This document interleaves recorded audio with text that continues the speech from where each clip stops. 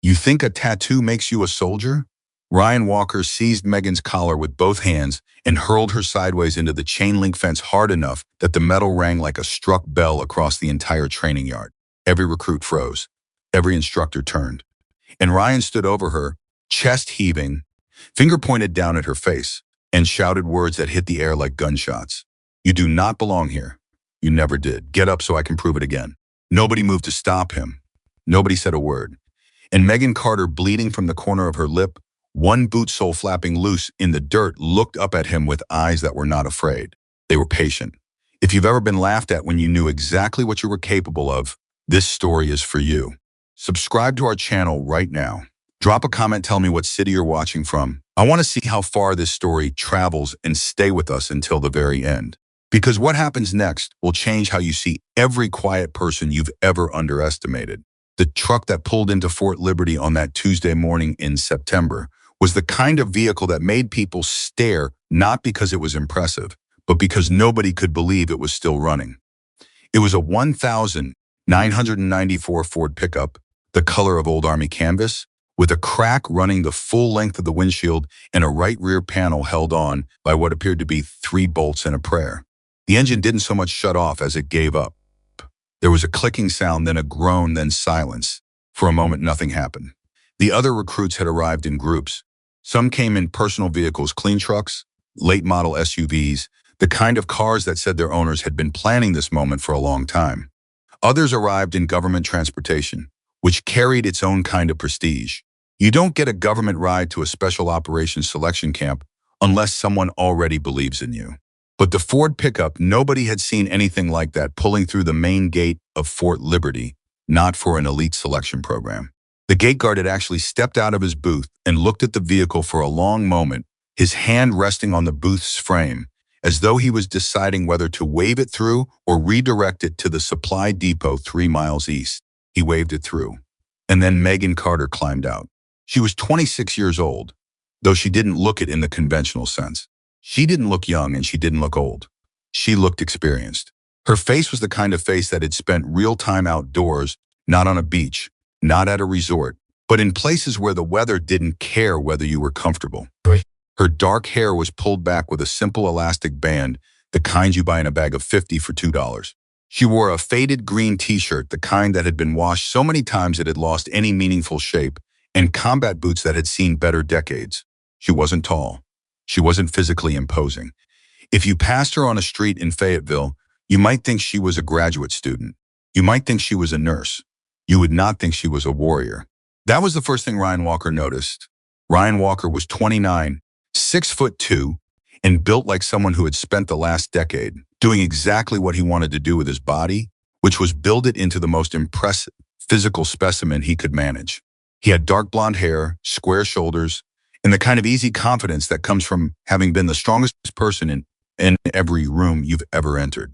He had played football at the University of Georgia on a partial athletic scholarship, served 2 deployments in a conventional infantry unit, and been recommended for special operations selection by 2 separate commanding officers who both used the word exceptional in their write-ups.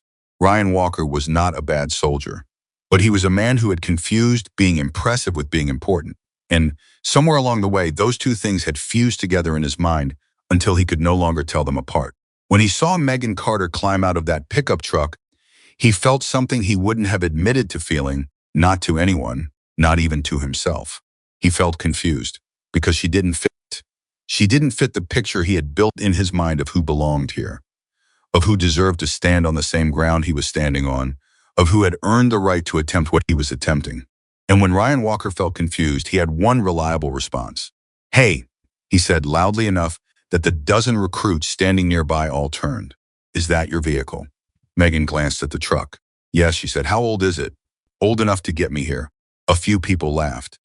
Not because it was a clever exchange, but because Ryan was already smiling, and when the dominant personality in a group smiles, other people follow. "Where are you from?" he asked. "West Virginia." "West Virginia," he repeated, drawing out the syllables as though they were a punchline in a joke he was setting up. "That explains the truck." He looked at the other recruits. "Does she drive or does it just roll downhill?" More laughter. Bigger this time. Megan did not laugh. She also did not frown. She simply bent back into the passenger side of the truck, pulled out a backpack army green, heavily worn, stitched in 3 places with what looked like dental floss, and she slung it over one shoulder. Dental floss on the strap, Ryan said, still going. She came prepared. Haley Brooks, standing 5 people to Ryan's left, shook her head slowly. Haley was 27, a decorated field medic with 18 months of combat support experience and a file that read like a highlight reel. She was fiercely competitive, surgically precise in everything she did, and deeply proud of what it had cost her to get where she was. She had fought for every inch of recognition she'd received in a system that didn't always hand recognition to women without a fight. And when she looked at Megan Carter stepping out of that broken-down truck with her stitched backpack and her formless t-shirt, the emotion that moved through her wasn't exactly contempt. It was something more complicated than that. It was the particular frustration of someone who had paid full price watching themselves walk in through a side door. She shouldn't be here, Haley said, quietly, but not quietly enough. Her voice carried to 3 or 4 people around her. They're filling a quota. Has to be. A quota for what? The recruit next to her asked. Haley shrugged. Whatever they need the optics for this quarter. It was a cruel thing to say. It was also in the moment believed by more people than would later admit to it. Megan walked past all of them without acknowledging any of it. She found her bunk assignment, dropped her backpack on the floor, sat down on the mattress, and looked at the ceiling for exactly 30 seconds. Nobody saw that. Nobody was watching her at that moment, because the more interesting conversation was happening outside, where Ryan was still performing for his audience. But if someone had been watching Megan Carter in those 30 seconds, they might have noticed something unusual about her expression. Because it wasn't defeat. It wasn't hurt. It wasn't the particular sting of a person absorbing cruelty they didn't deserve. It was patience. The kind of patience that comes from knowing something that the room doesn't know yet. The kind that looks a lot like stillness, but underneath the stillness is something else entirely. The first morning of selection started at 4:45, not 5 o'clock, not dawn. 4:45, which is the hour that belongs to nobody, the hour that has no natural constituency, the hour when the human body is in its most fundamental protest against consciousness. The instructors came into the barracks without ceremony. No announcement, no gradual increase in light. Just the doors banging open and the voice of Senior Drill Sergeant Harold Tate filling the room like water fills a sinking ship completely and immediately. On your feet. Right now. And they moved. Tate was 51 years old and had the body of a man 30 years younger and the face of a man 30 years older, which meant that looking at him was an unsettling experience that most recruits solved by not looking at him directly. He had 23 years of active service, 2 Silver Stars, and a reputation within special operations training circles that was both extensive and mostly unspoken. Instructors who had worked under him sometimes described the experience using military language: operational intensity, elevated stress environment, non-permissive training culture, but recruits who had been through his programs tended to describe it in simpler terms. The man had no mercy, not in the performative, theatrical way of drill instructors who are playing a role. Tate's absence of mercy was clinical. It was the absence of mercy that comes from having made a precise calculation about what it costs to prepare someone for combat and having decided, firmly and permanently, that the cost is never too high. He moved through the barracks on that first morning, and he looked at each recruit the way a mechanic looks at an engine he's been asked to restore, assessing, evaluating, already identifying the parts most likely to fail. When he got to Megan Carter, he paused. Not long. 2 seconds, maybe 3. Then he moved on. She noticed that pause. She filed it away in the part of her mind where she kept things that might matter later. The 10-mile run happened before breakfast. Not a 10-mile run in the casual athletic sense. A 10-mile run with a 45-pound ruck, in full uniform on terrain that included 2 significant elevation changes and a river crossing that left everyone wet from the thighs down for the remaining 4 miles. 41 recruits started that run. 39 finished within the required time window. One recruit, a 24-year-old from Colorado named Marcus Webb, finished the run but required medical attention for blisters, so severe they'd broken through to raw tissue. He finished anyway. Nobody told him to. He just finished. Megan Carter finished 7th.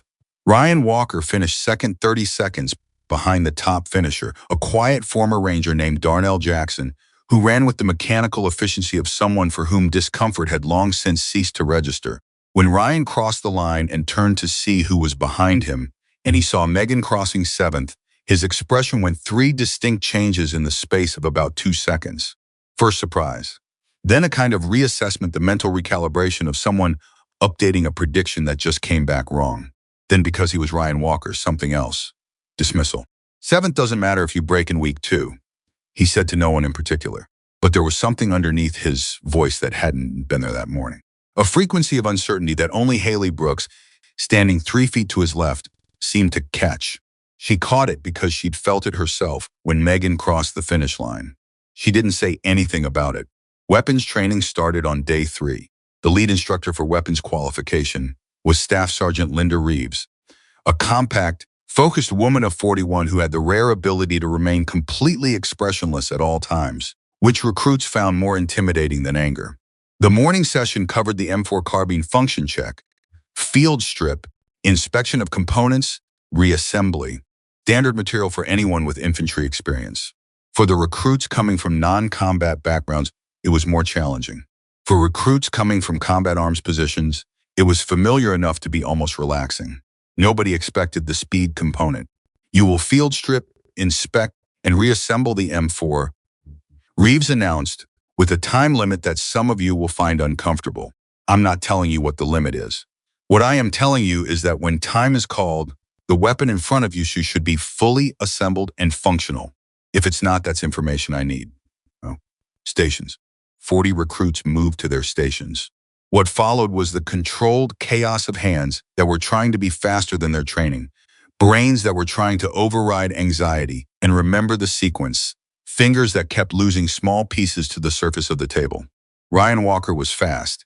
He had done this drill in the field under real conditions, and his hands moved with genuine competence, though the muscles around his jaw were tight in a way that meant he was working harder than he looked. Haley Brooks was meticulous. Her hands moved slower than Ryan's but made almost no errors, and her reassembly was textbook clean. Most of the class was in various stages of struggle. And then there was the station 6 feet to Haley's right. Megan Carter's hands moved differently than anyone else in the room. It wasn't faster exactly. It wasn't a performance of speed. It was something more fundamental than that. It was the movement of someone for whom this process had been internalized so deeply that it no longer required conscious thought. The way a pianist's fingers find keys. The way a surgeon's hand moves in a space too small to think about clearly. She stripped the weapon. She laid out the components. She inspected each one with her eyes moving in a pattern that was precise and rapid. And then she began reassembling. The sound of the bolt carrier group sliding home was audible in the brief moment of relative quiet. Then nothing. Megan's hands rested flat on the table on either side of the completed weapon. The room took several more seconds to realize what had happened. Reeves walked to Station 6. She picked up the weapon. She performed a function check. She did it again. She looked at the stopwatch in her left hand. She set the weapon down and walked back to the front of the room without changing her expression. But she did something she had not done for anyone else. She made a note, a handwritten note on a small legal pad she carried in her left breast pocket. Ryan Walker, who had finished assembly weapon 12 seconds after Megan, looked at the note being made and felt that frequency of uncertainty again. Louder this time. Lucky timing, he said, under his breath, to no one. But his hands were still on the table, and they were very slightly open, the way hands open when a person is trying to release tension. That evening in the barracks, a conversation happened that Megan was not supposed to hear. She was in the bathroom, 3 stalls down, and 2 recruits came in, not Ryan, not Haley, 2 men named Terrence and Claude, and they were speaking in the low, conspiratorial register of people who believe they're alone. She trained somewhere specific, Terrence said. That's not beginner movement. Could be a weird background. Maybe private contractor. At 26, people do different things, not like that. The way she held the ruck on the river crossing the weight distribution. That's not YouTube training. That's institutional. Claude was quiet for a moment. She doesn't talk about herself. No, does she talk at all? Terrence made a sound that wasn't quite a laugh. She answered when Walker went at her this morning. But that was it. Other than that, nothing. What did she say? He asked her where she learned to run like that. She just looked at him and said, I learned to run away from things that could kill me, which is either the most badass thing anyone's ever said at 0500 or the weirdest. Silence said, quietly. I want to know who she is. Megan in the third stall stood completely still. She waited until both men left. Then she stood at the sink and looked at herself in the mirror for a long moment. Her reflection didn't give anything away. It never did. Day 4 brought hand-to-hand combat. The instructor was Sergeant First Class Victor Malone, who had been a combatives instructor for 11 years and who had the particular kind of physicality that serious martial artists develop, not the bulging, displayed musculature of bodybuilders, but the dense, efficient musculature of a body that had been trained for function rather than appearance. Malone paired recruits intentionally. He had been watching since day 1, and his pairings were designed not to be easy. He paired Ryan Walker with Darnell Jackson, which gave the class a match they were genuinely excited about. He paired Haley Brooks with a large male recruit named Patterson, which Haley accepted without reaction and which Patterson visibly dreaded. And he paired Megan Carter with a recruit named Torres, who was 28, former Marine infantry, 6 months of combatives competition experience. Torres was not cruel. He was simply confident, and the confidence was largely justified. The match began. Torres came forward with the relaxed aggression of someone who has been in enough physical confrontations to have developed a natural rhythm for them. He circled left, tested with a quick probe to Megan's right shoulder, and then moved to close the distance in the way Malone had taught economical. Controlled. What happened next took approximately 4 seconds. Megan didn't retreat from the close. She moved into it, redirected Torres's momentum with a small adjustment of her right hip and left forearm, created an angle that shouldn't have existed from that position, and then Torres was on the ground. He wasn't injured, but he was on the ground. He looked up at her with an expression of genuine bewilderment. The yard had gone quiet, not the manufactured quiet of people performing surprise. The organic quiet of people who have just witnessed something they didn't expect and are still processing. Torres got up. He came at her again, this time without the relaxed aggression, this time with actual intent. Megan hit the floor. Hard. Torres had gotten a grip and used it, and Megan went down, and everyone thought, this is it. This is where the first impressions gets corrected. But Megan was already moving on the way down. And from the floor, something happened that was harder to follow. A series of shifts and adjustments that seemed to violate some basic principle of leverage, and then Torres was on his back again. He lay there for a moment longer this time. Malone, standing to the side, had his arms crossed. The expression on his face was unreadable to most of the class. But Sergeant First Class Victor Malone had stopped breathing for about 2 seconds in the middle of that second sequence, and a person who knew him very well would have recognized that as the sign it was. He'd seen that technique before. He'd seen it exactly once before. It had been demonstrated for him by a man he was not at liberty to discuss, in a context that had never officially existed, and he had spent years afterward trying to replicate it and never fully managing. He picked up his clipboard and walked away from the match without saying anything. The recruits who noticed thought he was being dismissive. They were wrong. He was giving himself 30 seconds to decide how to process what he'd just witnessed. Ryan Walker had watched every second of it. After his match with Darnell Jackson, which Ryan had won, though not comfortably, and which had cost him more energy than he planned to spend, he had stood at the side of the yard and watched Megan and Torres and felt the uncertainty inside him change character. It wasn't just uncertainty anymore. It was something with an edge to it, something that felt uncomfortably and unmistakably like threat.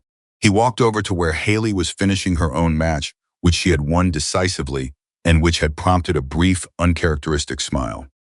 "You saw that," he said Haley. "What is she?" Haley was quiet for a moment. She pulled a towel off her shoulder and pressed it to her forehead. "I don't know. Nobody's that precise without serious institutional training. We're talking specific program. Specific instructor." Ryan lowered his voice. "She's not telling anyone anything. That's deliberate. Maybe she just doesn't like you," Haley said. "She doesn't like anyone. That's my point. That's a posture. That's trained." Haley looked at him. "What does it matter what her background is?" "It matters," Ryan said, "because if she's hiding something, there's a reason she's hiding it. And if there's a reason she's hiding it, then whatever it is, it changes things." Haley looked across the yard to where Megan was sitting on a low bench, drinking water, looking at nothing in particular. "She just beat Torres twice," Haley said. "Maybe that's the whole story." "Nobody beats Torres twice and then just sits there drinking water," Ryan said. Haley didn't answer, but she kept looking at Megan Carter. And for the first time since Megan had climbed out of that broken-down truck, Haley Brooks felt the specific, uncomfortable sensation of wondering whether she'd been wrong about something. She didn't like the feeling, but she didn't look away. On day 5, Megan Carter's boots fell apart, not metaphorically, literally. During a muddy endurance course that ran recruits through a low-crawl tunnel, across a rope bridge over standing water, and then through a quarter-mile of loose, sucking mud that seemed to have been designed by someone who had studied the word miserable and taken it as a personal challenge. Somewhere in the mud, the sole of Megan's right boot separated from the upper. Not all the way it stayed attached at the toe, but enough that with every step, the sole slapped against the wet ground with a sound that was audible to anyone within 10 feet.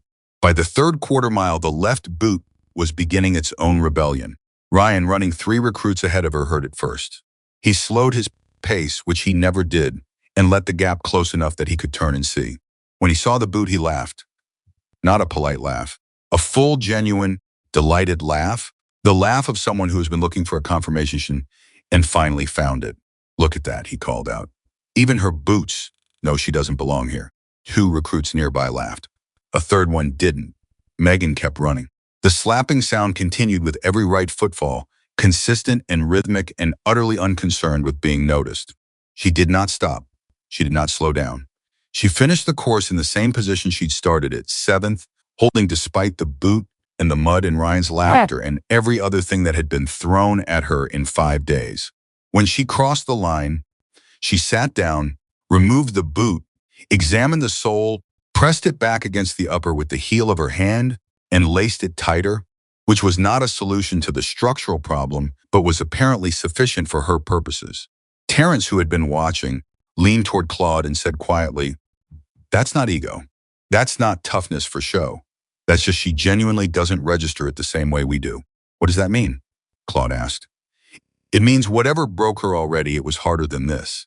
They stood there together for a moment, watching the woman with the broken boot tighten her lace and stand up and walk toward the water station like she'd just come in from a gentle jog.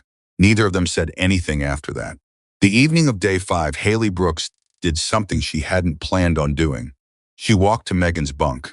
Megan was sitting on the edge of the mattress, not reading, not doing anything, just sitting in the particular still way she had that made it impossible to tell if she was thinking deeply or thinking about nothing at all. Haley sat on the empty bunk across from her. "Where did you train?" she asked. Megan looked at her. Not with suspicion, with evaluation. "A lot of places," Megan said. "That's not an answer." "No," Megan agreed, "it's not." Haley studied her. She had a talent for reading people. It was part of what made her effective as a medic, the ability to look at a person and identify what they were withholding, where the pain was hiding. But Megan Carter was one of the few people she had encountered who seemed to have no readable surface. Not because she was closed off in the damaged, defensive way some people were, but because whatever was inside her had been organized so carefully that none of it leaked. "You're not here to prove anything," Haley said. It wasn't a question. Megan considered this. "No." "Then why are you here?" Megan was quiet for a long moment. Then she said, "Same reason you are. I'm here to get selected. So am I. That's it? That's the whole answer?" Megan looked at her with those even unrevealing eyes. "What answer were you expecting?" Haley didn't have one. She stood up from the bunk. "The weapons thing," Haley said. "Torres, you didn't have to do it that cleanly. You could have won with less. You chose to be that precise." Megan said nothing. "That's a choice," Haley said. "That means something. I don't know what yet, but it means something." She walked back to her own bunk. Megan watched her go. For the first time since she'd arrived at Fort Liberty, something moved across her face that wasn't stillness. It was something very close to recognition. The recognition of someone who has spent a long time being thoroughly alone and has just encountered, for the first time, a person who might be capable of seeing them clearly. She didn't smile. But somewhere in the careful, organized interior of Megan Carter, something shifted. Very slightly, very quietly, the way things shift when the long wait is approaching its end. On day 6, the night navigation exercise nearly killed Marcus Webb, not in any dramatic sense, but it came closer than it should have. The exercise took 40 recruits into 15 square miles of mixed terrain in complete darkness, each with a compass, a map, and a set of coordinates they had to reach and seek. No radio contact except for genuine emergencies. The kind of exercise designed not just to test navigation skills, but to test what a person does when they are genuinely completely alone, and things begin to go wrong. Marcus Webb's things began to go wrong at approximately 2 in the morning when he missed a bearing turn and found himself on a slope that the map said was 40 feet of gradual descent, and that was, in reality, a 60-foot drop to a creek bed that hadn't been updated in the most recent mapping revision. He didn't fall, but he came within arm's reach of the edge before he realized what he was near, and the moment of recognition, that particular second when the brain processes genuine, immediate danger, hit him the way those moments always do. It unmanned him. For about 10 minutes, Marcus Webb sat at the edge of that incorrect slope in the darkness and could not move. This was not cowardice. It was physiology, the body in full adrenaline shutdown, refusing commands it wasn't ready to process. He was still sitting there when Megan Carter came through the same terrain, hit the same edge, identified it for what it was, and found Marcus. "Hey," she said. He startled so hard he nearly went over the edge himself. "Easy," she said. "Wrong side of the ridge." He couldn't speak for a moment. "Breathe," she said, and something in her voice not gentle, exactly, but certain, the way voices sound when they have been used in situations like this before, cut through the adrenaline. He breathed. "Which coordinate are you on?" she asked. He told her. She looked at his map, then at hers, then at the terrain. "Your bearing's off by about 12 degrees from the last marker. Probably happened at the ravine crossing. Easy to do in the dark." She pointed. "Cut left from here, go about 400 meters, you'll hit the tree line, and your target's another 200 in from there." "How do you know that?" "I walked the terrain this afternoon." He stared at her. "We were in orientation this afternoon." "I walked it before orientation." He didn't know what to say to that. She looked at him one more time, with those even eyes. "You good to move?" "Yeah," he said. "Yeah, I'm good." She nodded once, and then she moved off into the darkness, and within 30 seconds the night had swallowed her completely. Marcus Webb stood at the top of that incorrect slope for a moment longer. Then he found his bearing and moved. He never told anyone what happened that night, not because he was ashamed, or not only because he was ashamed, but because he recognized that the story, if he told it, would circle back to someone he wasn't sure yet what to make of. And until he figured out what she was, he decided to keep the story quiet. He kept his next 3 coordinates clean. He finished the exercise on time. And for the rest of his time at Fort Liberty, Marcus Webb never said a word against Megan Carter. Not one. By day 7, the camp had organized itself around Megan Carter the way water organizes around a stone. Not toward her, not away from her, around her. People talked about her constantly in the hours they weren't sleeping or training. They talked about the weapons time, about Torres, about the run, about the boot that fell apart, and the face that didn't change when it did. They talked about what she might be and where she might have come from and what it meant that she wouldn't say.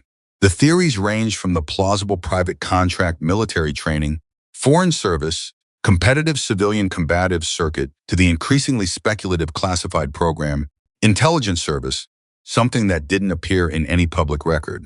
Ryan Walker did not participate in these conversations directly, but he listened to them, and what he heard was building in him like pressure behind a door. And the pressure had a name that he wouldn't have used out loud, but that lived in him anyway. Her name was Megan Carter.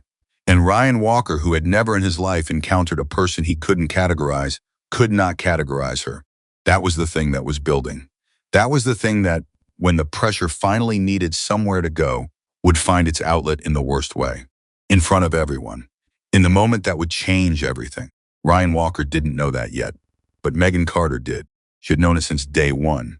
She had watched it building the way she watched everything, calmly, carefully, without reaction. She was waiting, because that's what real warriors do. They don't announce what's coming. They prepare for it, and they wait. The morning after the night navigation exercise, the camp felt different. Not louder, not quieter. Just different, the way a room feels different after something significant has happened in it, even if the furniture hasn't moved, and the walls haven't changed, and nothing visible has been altered. The air carried a quality that the recruits couldn't quite name, but all felt, the particular atmospheric pressure of a group of people who have started to revise their assumptions and haven't finished yet. Megan Carter ate breakfast alone, not because no one would sit with her. Terrence had actually started to move toward her table before Claude caught his arm and said quietly, "Give her a minute," and Terrence, who had excellent instincts about most things, listened. Marcus Webb looked at her from across the mess hall with the expression of a man who is carrying a debt he hasn't figured out, how to acknowledge yet. Haley Brooks sat 3 tables away and did not look at her at all, which was a different kind of attention. Ryan Walker sat at the center table with 4 recruits arranged around him like a court, eating with the particular confidence of a man who had woken up that morning and decided that yesterday's uncertainty had been a temporary malfunction now corrected. He was wrong about that, but he didn't know it yet. Megan ate her eggs and drank her coffee and looked at the wall in front of her, and if she was aware of being the subject of half the room's attention, she gave no sign of it. She finished her meal in 12 minutes, cleared her tray, and walked out of the mess hall into the gray September morning. Senior Drill Sergeant Tate was waiting outside. Not for her specifically, or that was what a casual observer might have concluded. He was standing at the corner of the building with a cup of coffee and a clipboard, looking at nothing in particular. But when Megan came through the door, he said, without turning Carter, "She stopped, Sergeant. How'd you sleep?" It was a strange question. Tate did not ask recruits how they slept. It was not the kind of question that fit his vocabulary of human interaction. "Fine," she said. He turned and looked at her directly. His face was doing the thing it always did, which was reveal nothing. But his eyes were doing something different, something that the recruits who watched him from a safe distance didn't usually get close enough to see. He was calculating. "You walked the terrain yesterday afternoon," he said. "Before it wasn't a question." "Yes," she said. "Nobody told you to do that." "Nobody told me not to." Tate looked at her for 3 full seconds. Then he looked back at the wall. "Webb finished the navigation exercise on time," he said. "Good for Webb," she said. Another 3 seconds. "Dismissed," he said. She walked away. Tate stood at the corner of the building and finished his coffee and did not make a note on his clipboard. He didn't need to. The note was already made, in the part of his mind where he kept assessments that mattered, and what it said was 3 words. She's already trained. The question was by whom? And that question had an answer that Tate suspected but could not confirm. An answer that, if he was right, would explain everything about Megan Carter that currently defied explanation. But he had learned, over 23 years of service, that the things you suspect without confirmation are the things you handle carefully, because sometimes what you think you're looking at is exactly what you're looking at, and the implications of that can go in directions you aren't ready for. So he held it. He kept it careful and he watched. That was the morning of day 8. By the afternoon of day 8, Ryan Walker had made a decision that everyone in the camp would eventually wish he hadn't made. The afternoon session was a tactical problem-solving exercise, a field simulation in which recruits were organized into teams of 5 and tasked with planning and executing a mock rescue operation. The scenario involved a simulated hostage extraction from a defended position, using available personnel and a fixed set of resources. The teams had 40 minutes to plan and 20 minutes to execute. Tate assigned the teams.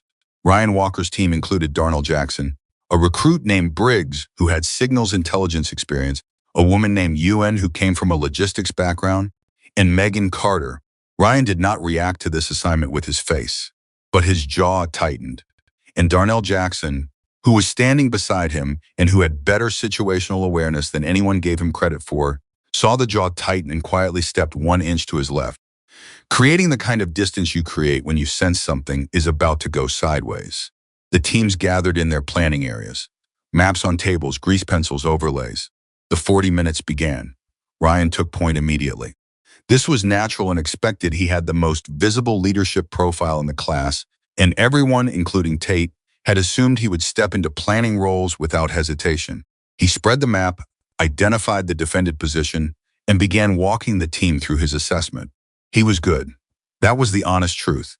His tactical instincts were genuine, and his ability to synthesize information under time pressure was a real skill. He identified the 2 most likely enemy response vectors, proposed a diversion element that had genuine merit, and moved through the planning phase with the kind of fluid authority that makes people want to follow. Megan stood at the edge of the table and listened. She didn't say anything for the first 14 minutes. Then she said the Eastern approach. Ryan stopped. "What about it?" he said. "It's the problem." The team looked at the map. Ryan looked at the map. The Eastern approach was a secondary route that Ryan had assessed as a low-priority concern, a feature of the terrain that posed minimal risk given the diversion element he'd planned. "I've already accounted for it," Ryan said. "The diversion pulls their attention northwest. Eastern approach is a non-factor." "If their commander is predictable," Megan said. Ryan looked at her. "Explain that," he said. His voice was controlled. Barely. You're planning against a commander who responds to noise, pulls resources toward the diversion. But look at the position. They've got a natural choke point on the eastern side that doesn't require active defense. They don't need to station people there. They just need to wait there. If our extraction route crosses that choke point, it doesn't matter how effective the diversion is. Silence at the table. Briggs leaned forward and looked at the map. She's right, Briggs said quietly. That choke point is, yeah. That's a problem. Ryan looked at Briggs, then back at the map, then at Megan. So what's your solution, he said. Adjust the extraction vector. Come out south instead of east. Longer route, but no choke point exposure. Add 6 minutes to the execution window, but eliminate the most likely point of failure. We don't have 6 minutes to add. We have 4 if we compress the diversion timeline. It's workable. The team was quiet. Ryan Walker stood at the head of that table and felt every second of the next 15 seconds with a clarity that was almost physical. Because he knew, in the part of his mind that was rigorously honest even when the rest of him was not, that she was right. Not partially right, completely right. The eastern choke point was a genuine vulnerability in his plan, one he had looked at and dismissed too quickly, and her solution was clean and executable and better than what he had. He knew that. And he stood there for 15 seconds deciding what to do with it. We go with my original plan, he said. Tighter execution timeline. We're fast enough to avoid the choke point window. Megan didn't argue. She stepped back from the table and she was quiet. And in that quiet, something happened that Ryan Walker didn't fully register in the moment, but that Darnell Jackson registered completely. Because Darnell Jackson looked at Megan Carter's face in the 3 seconds after Ryan made his decision. And what he saw there was not frustration, not anger, not the compressed fury of someone who has just been overruled by someone less capable. What he saw was recognition. The recognition of someone who has seen this exact dynamic before, who knows exactly how it ends, who has stopped trying to prevent the ending and is simply waiting for it to arrive. It made him deeply, quietly uneasy. The execution phase began. The first 6 minutes went exactly as Ryan had planned. The diversion worked. The simulated enemy response was split and partially redirected. The team moved well, and Ryan's command voice was sharp, and his coordination was genuinely impressive. And then they hit the eastern choke point. The instructors running the simulation had positioned 2 observer elements exactly where Megan said they would be. In the scenario logic, those elements represented an enemy response that the extraction team could not avoid. Tate called the exercise. Team 1, mission failure. Eastern choke point contact at extraction -4 minutes. This is a training evaluation result, not a moral judgment. Reset and debrief. The team stood in the field and nobody said anything for a full 10 seconds. Then Ryan Walker turned and looked at Megan Carter. She was looking at the ground, not with satisfaction, not with the visible restraint of someone suppressing an "I told you so." Just looking at the ground in that particular way she had of being present and absent simultaneously. "You knew," Ryan said. "I assess," she said. "You knew and you didn't push harder." She looked up at him then. "I told you once, you heard me. That was your decision to make. This is a team exercise." "Yes," she said, "and you were leading it. So it was your call." The simplicity of it, the complete absence of accusation or drama, seemed to make it worse for Ryan rather than better, because it removed from him the option of making her the problem. She had been right. She had said so once. He had made the decision. The mission had failed. There was no story in which she was the villain of that sequence. Ryan Walker was not yet ready to be the villain of his own story. So he stored it. He put it somewhere in himself where it could ferment into something uglier than what it currently was. And he walked away from the field without another word. Darnell Jackson fell into step beside Megan on the walk back. "For what it's worth," he said quietly, "you were right. Doesn't change the outcome," she said. "No, but it changes what people remember." She looked at him sideways. "Does it?" she said. He thought about that for a moment. "It should," he said. She nodded once, not in agreement exactly, but in the way a person nods when they appreciate the sentiment, even if experience has taught them something different. They walked back to the staging area together, and it was the first time anyone at Fort Liberty had walked beside Megan Carter voluntarily, at a normal pace, without agenda. Darnell Jackson was that kind of person. He didn't make a production of it. He just did it. And Megan, who had been alone in that particular way for a very long time, noticed it the way you notice warmth when you've been cold. Not dramatically, just factually. It registered. That evening, the debrief happened in the main classroom, all 40 recruits seated in rows, while Tate and two assistant instructors walked through the day's exercise results. It was analytical and precise. This decision worked. This decision didn't. Here's why. Here is the underlying principle. When Tate reached Team 1's result, he described it in the clinical, objective language of training evaluation. He described the mission failure. He described the Eastern choke point. He described the tactical reasoning that led to the extraction vector that produced the failure. He did not say whose reasoning it was. He did not say who offered a different assessment. He did not say who was right.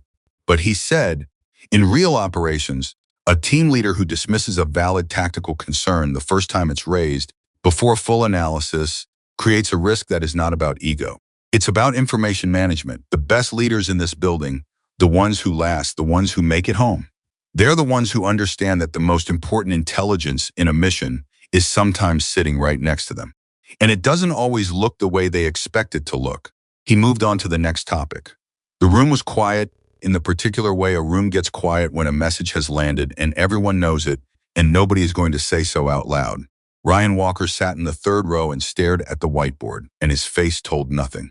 But his hands, resting on his knees, were pressed flat, fingers spread, in the specific configuration of a person who is applying deliberate physical pressure to prevent an involuntary reaction. Haley Brooks, 2 rows back, was watching him. She was watching him because she had developed over the past 8 days a concern about Ryan Walker that she hadn't had when they arrived. It wasn't dislike. She still respected his physical capability and his tactical instincts when he used them honestly. But she had started to see something in him that she recognized from other contexts, from other men in other programs, a pattern of behavior that wore the costume of confidence, but was stitched together underneath with something more fragile and more dangerous. She had seen what that pattern produced when it was pushed hard enough. She didn't want to see it here. So she watched him. And across the room, without looking at either of them, Megan Carter sat with her hands in her lap and her eyes on the whiteboard, and she was watching too. She was always watching. The next 48 hours brought 2 things that the camp would not forget. The first was the water challenge. The second was the night that changed Haley Brooks. The water challenge was a timed underwater breath hold and movement exercise conducted in the base pool, designed to test the recruit's capacity for controlled performance under conditions of physical and psychological duress. The requirement was a 50-meter underwater swim after a specific breath control sequence, executed in a single continuous effort. This was the exercise that found the cracks in people. Not the running, not the weapons, not even the hand-to-hand. The water challenge, more than any other element of the selection program, had a way of reaching inside a recruit and pulling out exactly what they were made of, because water removes all the variables. You can't perform your way through it. You can't narrativize your way through it. You either get to the other end or you don't. 14 recruits didn't get to the other end on the first attempt. 3 had to be pulled from the water. One, Briggs, who had done so well in the tactical exercise, got the 30-meter mark and came up hard, gasping, hands hitting the lane divider with a sound that echoed off the pool walls in a way that everyone in the room felt somewhere in their chest. Megan Carter got to the other end. She got to the other end with no visible drama, which was itself a kind of drama. She surfaced, grabbed the pool edge, and climbed out without assistance, and she stood at the far end of the pool while other recruits were still in the water, and she watched them with an expression that wasn't superiority and wasn't detachment. It was, of all things, concern. When a recruit named Alvarez came up short at the 40-meter mark, Megan was already moving along the pool deck before the safety instructor had taken his first step. She didn't jump, and she knew better than to interfere with the safety protocol, but she crouched at the edge of the pool. And when Alvarez came up and grabbed the deck, coughing, disoriented, Megan's voice was there. You've got the edge. Look at me, you're at the edge. Breathe, not loud, not performative, just present. Alvarez looked at her and breathed. The safety instructor arrived and took over, and Megan straightened and stepped back without a word. But Alvarez, when she had recovered enough to look around, looked for Megan first. And when she found her, she held eye contact for just a moment, the specific eye contact of a person acknowledging a debt. Megan nodded once. That was all. Ryan Walker, who had finished the swim and was toweling off at the other end of the pool, had watched all of it. He had watched Megan finish. He had watched her move toward Alvarez. He had watched the economy and precision of it, the absence of self-consciousness, the complete focus on the other person. He stood there with his towel around his shoulders, and he felt the thing in him, the pressure behind the door, shift and change and become something new. It was no longer just about being unable to categorize her. It was about something more personal than that, something he was less equipped to examine, because Ryan Walker, who had built his identity on being the best in every room he entered, was starting to understand that Megan Carter was not competing with him. She was not trying to beat him. She was not even aware of him in the way he was aware of her. And that indifference, that complete absence of the competitive acknowledgement he had always received from the people he was strongest around, was doing something to him that pure defeat never had. It was making him feel invisible. And Ryan Walker had never been invisible in his life. The night that changed Haley Brooks happened 3 days later. It was after lights out, in the gap between 11 and midnight, when the barracks settled into the sounds of 37 people at various stages of unconsciousness. Haley was awake. She was often awake at this hour, her mind too methodical to release easily into sleep, and she heard from 3 bunks down a sound. It was quiet, very quiet, the kind of sound that only travels in silence. She lay still and listened. It was Alvarez. Alvarez was 23 and had joined the selection program on the recommendation of a commanding officer who called her one of the most instinctively capable soldiers in his unit.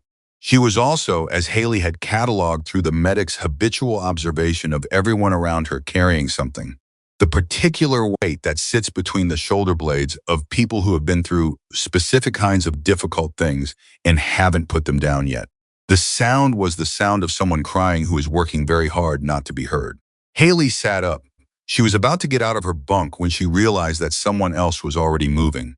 Megan Carter crossed the barracks floor in complete silence, in the dark, with the navigational certainty of someone who had memorized the path in the daylight. She sat on the edge of Alvarez's bunk, and she didn't say anything for a moment. Then very quietly, "Hey," a sharp intake breath from Alvarez. Caught, exposed, the particular horror of a private moment being discovered. "It's just me," Megan said. "Nobody else is awake." "The Alvaro thing," Megan said. "Not a question," a shaking exhale. "I almost drowned when I was 9, Alvarez said. Her voice was barely sound. I didn't tell anyone during screening because I was afraid they'd use it against me. And I've trained in water since then. I've done the work. I know the techniques. But today, when it got past 30 meters, my brain she stopped." "Your brain remembered 9, Megan said. "Yeah, that's not weakness. That's how brains work. It is weakness. In this program, that's weakness. In this program," Megan said, "and in every real operation you'll ever run, the person who knows their own brain, who knows where it can trick them and prepares for it, is worth more than the person who's never been surprised by themselves. You know where your edge is now. That's information. Use it." Silence. Then Alvarez said, "How do you know all this?" Megan was quiet for a moment. "Because I've been in the water before," she said, "and not the pool kind." She didn't say anything else after that. She stayed on the edge of the bunk for another minute, and then she got up and went back to her own bunk, and the barracks was quiet again. Haley Brooks lay in her bunk in the dark and stared at the ceiling, and something cracked open in her. Not dramatically, not with tears or revelation or the kind of emotional earthquake that announces itself. Just a quiet internal fracturing of something she'd been holding in a particular rigid shape for longer than was healthy. Because Haley Brooks had built her career on being twice as good and half as emotional as every man in the room. She had learned early and painfully that women in her field were not given the luxury of being whole people. You were competent or you were dismissed. You were strong or you were a liability. And she had chosen competent and strong, and she had held that shape for years, and it had served her and it had cost her. And what she had just witnessed was a person, a woman, in this same brutal program, under the same scrutiny, in the same arena that reduced everyone to their component parts, behaving like a complete human being in the dark, not performing, not calculating, just being present for someone who needed it. Haley had not allowed herself that in a very long time. She lay there with that cracked open feeling, and she let herself be uncomfortable with it, which was itself a new thing, because her default response to discomfort had always been to fix it or outrun it. This time she just lay with it. In the morning, she made a decision. She walked to Megan's bunk before formation. "I was wrong," she said. No preamble, no softening. "When you arrived. What I said about quotas, I was wrong." Megan looked at her. "It wasn't just an assumption," Haley continued, because she believed that a real apology named the thing precisely. It was arrogance. I decided who you were before I saw you. And I want you to know that I know that. Megan was quiet for a moment. Then she said, "Why are you telling me this?" "Because I don't like carrying things I should have set down." Something in Megan's face shifted. Not warmth, exactly. But the door between closed and open moved, just slightly, in the direction of open. "Okay," Megan said. "You accept it or okay you heard it?" Both Megan said. "If you mean it, I mean it. Then okay." It was not a friendship yet. It was not even an alliance. But it was something the first honest exchange between two people who had been, until that moment, on opposite sides of a wall that Haley had built and Megan had never tried to cross. Formation happened. Tate moved through the line, and his eyes went across the recruits with that mechanical precision that missed nothing. And when he got to Megan, they stayed a half-second longer than everywhere else, and then moved on. That afternoon, during a close-quarters building clearance simulation, Megan was paired with Darnell Jackson for the lead element. They moved through the simulated structure with a coordination that was unusual for two people who had spent 10 days in proximity, but not in deliberate partnership. Darnell noticed it first. "You read movement," he said, after the simulation ended, as they cleared their weapons in the staging area. "What do you mean?" she said. "When I was about to shift left at the third doorway. You'd already adjusted. I hadn't given any signal. Your weight shifted to your left heel before you moved," she said. "Happens about a half-second before the direction change." He looked at her. "You read weight distribution," he said. "I read people," she said. He was quiet, clicking the cleared weapon back together. "Where did you learn that?" he asked. She didn't answer immediately. Then she said, "From someone who believed that reading people was the only real advantage that couldn't be taken away from you. Weapons break. Terrain changes. Intel goes bad. But if you can read the person in front of you, you always know what's coming." "Who taught you that?" A pause. Long enough that he thought she wasn't going to answer. "Someone who's gone," she said. He nodded. He understood gone. He didn't ask anything else. But he filed it. The way he filed everything important, quietly, precisely in a place where it would be available when it mattered. Ryan Walker saw that conversation from 20 feet away. He couldn't hear it, but he could see it. Could see Darnell leaning toward her, see the quality of attention they had for each other, see the thing that was growing in the space between them. He saw Haley approaching Megan's bunk that morning, though he didn't hear what was said. He saw Marcus Webb holding a door for her at the mess hall that morning without being asked, and the small nod she gave him in return. He saw his camp organizing itself around her in a way that was different from what it had been on day one. And the pressure behind the door was no longer abstract. It was specific. It had a target. He didn't plan what came next. That was the honest truth of it, the truth he would have to sit with later. He didn't engineer it. He didn't construct it deliberately. What happened was the product of accumulated pressure finding the path of least resistance, the way water finds the crack it can break through. It happened 2 days later, in the close combat evaluation yard, in front of everyone. When Ryan Walker was matched against Megan Carter for the final hand-to-hand assessment, he walked to the center of that yard with everything he'd been carrying for 11 days, and he smiled the smile of a man who has convinced himself that what he's about to do is justice. He was wrong. He had never been more wrong about anything in his life. But he didn't know that yet. He just knew that he was done waiting. He was done watching her be everything he couldn't categorize. He was done being invisible in a room she was standing in. And he told himself that what was coming was a fight. He was wrong about that too. What was coming was a revelation, and it would not be hers. The morning of the close combat evaluation, the yard had a different quality to it. Not louder, not tenser in any way that could be pointed to and named. Just different. The way the air gets different before a storm that hasn't announced itself yet, a pressure change that the body registers before the mind catches up. 40 recruits moved through their morning routine with the specific focus of people who knew that what was coming today would leave a mark on the record that couldn't be revised or explained away. The close combat evaluation was the last major individual assessment before the final selection board. What happened in that yard today would follow each of them into whatever came next. Ryan Walker ate breakfast fast and said almost nothing, which was unusual enough that Darnell Jackson noticed it from across the table and filed it in the same quiet place where he kept everything that mattered. Megan Carter ate alone again, as she had most mornings, though alone meant something different now than it had on day one. On day one, alone had been imposed. Now it was chosen there were people who would have sat with her. Darnell, Marcus. Even Haley, in the new careful way they had begun to occupy the same space. But Megan ate alone because she always did her clearest thinking in the morning, and she needed to think clearly today. She had known this evaluation was coming. She had known since day one that it was coming, that the architecture of this program led here, and that when it arrived, whatever she had been managing to keep quiet about herself would become much harder to keep quiet. You can control a weapons test. You can pace yourself in a run. But hand-to-hand combat in front of 40 people and a panel of experienced instructors leaves nothing abstract. The body tells the truth even when the mouth stays closed. She had a decision to make. She made it before she finished her coffee. The evaluation began at 900 hours. Sergeant First Class Malone ran it with 2 assistant instructors and a senior evaluator named Chief Warrant Officer Patricia Dell, who had flown in from Fort Bragg specifically for the final assessment phase, and whose presence in the yard told every recruit who recognized her name that the results of today's evaluation were going directly to someone who mattered. Dell was 53, lean, and had the economy of movement of someone for whom efficiency had become so habitual it was indistinguishable from personality. She carried a clipboard, and she wrote on it constantly, not in the reactive way of someone recording events as they happened, but in the precise way of someone who had already formed assessments and was documenting the evidence. The pairings were announced. When Malone said Walker and Carter, the yard went quiet for exactly 1 second. Then Ryan smiled. It was not a good smile. Darnell saw it and felt the hairs on the back of his neck respond. Haley saw it, and her jaw tightened. Marcus Webb, standing at the back of the assembled group, took one quiet step forward without being aware he'd done it.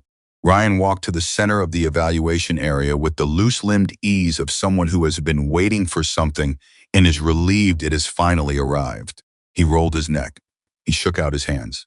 He did the things that fighters do to signal readiness, and some of them were genuine preparation, and some of them were performance. And Ryan Walker had stopped being able to tell the difference between those two things some time ago. Megan walked to her mark.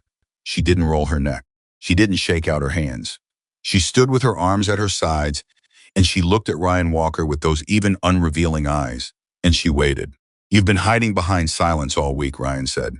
Low enough that it was technically between them. Loud enough that the first 2 rows heard every word. All that stillness. All that mystery. "I want to see what's underneath it. Let's find out what you really are." Megan said nothing. Malone called the start. Ryan came forward fast. He had a genuine advantage in reach and mass, and he used both immediately, closing the distance with the aggressive directness of a man who has decided that pressure is the answer to every question. He grabbed for her left arm with his right hand, a controlling grip designed to create leverage, and he got his hand closed on her sleeve, full grip, and he pivoted to use his mass. What happened next took 3 seconds. Megan didn't pull away from the grip. She moved into it, creating a fractional change in angle that made his leverage work against the direction he intended, and then she was behind him and he was off balance, and she didn't take him to the ground. She let him recover. She stepped back to distance. The yard was quiet. Ryan turned and looked at her, and his expression was the expression of a man who has just been handed a piece of information his body processed before his brain could reject it. He came again, faster, less controlled this time, which was what the first exchange had cost him, the loss of the particular patience that makes a good fighter great. He went for a takedown, shooting low, using his weight advantage the way it was designed to be used, and he was good at it, technically sound, powerful enough that most people in the yard would have gone down and stayed down. Megan went down, hard. The concrete was unforgiving, and the sound of impact was the kind of sound that makes people wince. Ryan was on top, controlling position, and the yard exhaled. This was the expected outcome, the outcome that made sense, the outcome that restored the familiar order of things. Then Megan moved. The sequence that followed was not long. It lasted perhaps 4 seconds. But it was 4 seconds of the kind of movement that defies easy description because it operates on principles that most people have read about, but never seen applied at full speed by someone for whom they are automatic. Leverage and weight distribution, and the exploitation of the precise moment when a dominant position creates its own vulnerability, the moment when the person on top commits to maintaining control and cannot, in that fraction of a second, respond to a fundamental change in the geometry of the situation. Ryan went over. He hit the concrete, and Megan was beside him, not on top, just beside, in a position that controlled his dominant arm with the joint lock that was not yet fully applied but that communicated with complete clarity that it could be. She held it for 2 seconds. Then she released, stood, and stepped back. Ryan lay on the concrete for a moment. The yard was completely silent. He got up, and something happened in Ryan Walker's face that nobody in that yard had seen before. Because Ryan Walker had been surprised before, had been beaten before in training contexts, had experienced the specific indignity of being outperformed in front of peers. He knew how to absorb that. He had a practice response to it: acknowledge, recalibrate, come back stronger. But this was different, because this wasn't just being beaten. This was being beaten in a way that told him something about the gap between them that he wasn't equipped to close. There was not a harder version of Ryan Walker that could have produced a different result in those 7 seconds. The technique she'd used wasn't about strength or speed or conditioning. It was about knowledge, a specific, deep, institutional knowledge of how bodies move and where force goes and how to redirect what is coming at you into something that comes back around. He had no counter for that. He had never needed one before, because he had never encountered it before. The color that moved through his face in the 5 seconds after he stood up was not the red of anger, though anger was in it. It was the deeper, more unsettling color of a man encountering his own ceiling. And then the anger took over, because it was more familiar, because it required less honesty. He moved toward her, not with the controlled aggression of the evaluation, with something rawer than that, something that Malone had seen before in training environments and that always produced the same intervention. Malone stepped forward. He was too slow. Ryan grabbed Megan's uniform at the back collar with both hands, and he swung her hard toward the fence at the edge of the evaluation area. Not a technique, not a controlled training movement, just force applied without discipline, the physical expression of everything he'd been storing for 11 days. She hit the fence, the metal rang. The sound traveled across the entire yard. People moved. 3 recruits stepped forward. Haley was already moving, her face white with something that was past anger. Darnell Jackson was 4 steps from Ryan before he stopped himself, because intervening without instruction would end his own selection, and he knew it, and the knowing it cost him something. Malone got there. Walker, stop. Right now. Ryan was breathing hard.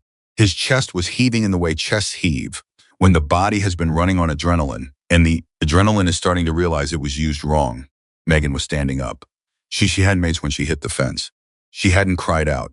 She was standing up from the ground, and the force of the impact had torn the back of her shirt from the collar partway down, and she was reaching back to check the damage with the automatic assessment of someone cataloging injury.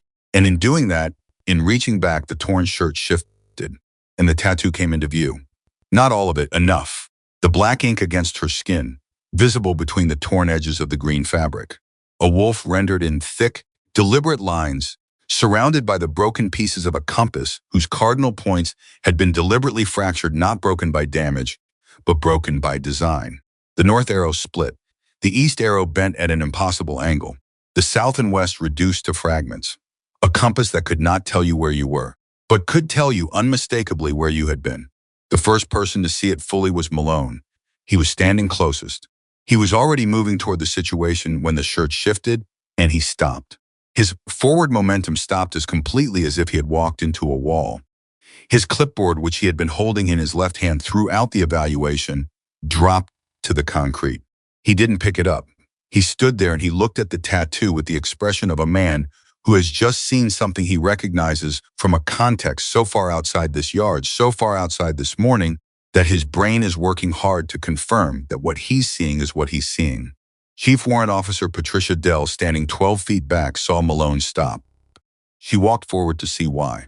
She got close enough to see the tattoo. And Patricia Dell, who had spent 27 years in special operations support roles and who had a file clearance that put her in rooms that most generals never entered, made a sound, a small sound, involuntary. The sound a person makes when they have been surprised by something they were not prepared to be surprised by. Then she took out her phone. She made a call. She walked away from the yard to make it. The recruits nearest to Megan had seen the tattoo by this point, and the information moved through the assembled group the way information moves in tight spaces, fast, incomplete, charged with the electricity of things not yet understood. People were leaning, stretching, trying to see. The word tattoo moved through the crowd in multiple directions simultaneously. Ryan Walker, who was standing 6 feet from Megan, had not moved since Malone arrived. He was looking at Malone's face, not at Megan, because Malone's face was doing something that Ryan Walker had never seen it do in 11 days of a program designed to push every recruit past their comfortable limit. Malone looked shaken. Ryan Walker did not understand what he was seeing yet, but the adrenaline in his body was changing character, changing from the hot, aggressive energy of physical confrontation into something cooler and less certain. The particular chill of a person who has just done something they can't undo and is beginning to understand the dimensions of what that means. Haley Brooks had gotten close enough to see the tattoo clearly. She stood very still for a moment. She knew the symbol. She had seen it once before, in a debriefed document that had passed through her hands for approximately 40 seconds, before being collected, a document that was above her clearance level that she had seen because of an administrative error that was corrected immediately and never discussed. A document that referenced a unit designation that did not officially exist, accompanied by a symbol that was, she now realized, the same symbol that was on Megan Carter's back. A black wolf, a broken compass, Shadow Sentinel. The name surfaced in Haley's memory slowly, the way classified names surface with the specific feeling of something that was never supposed to be remembered, trying to stay submerged.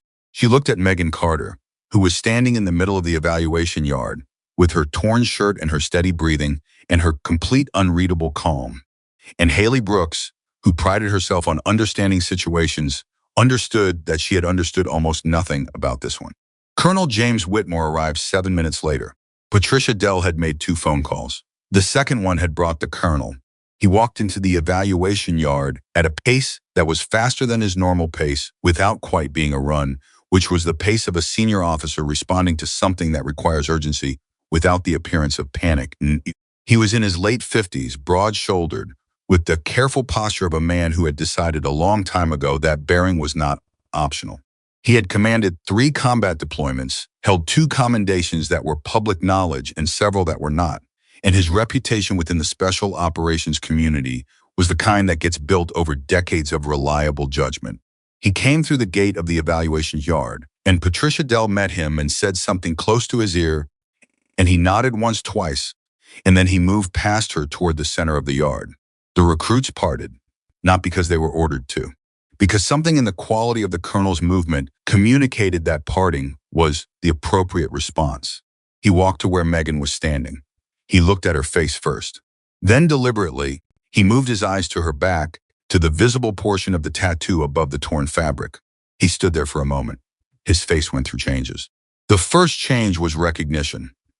The specific expression of a person seeing something they know, something they've kept in a specific part of their memory for specific reasons, now appearing in a context they were not prepared for. The second change was something more complicated.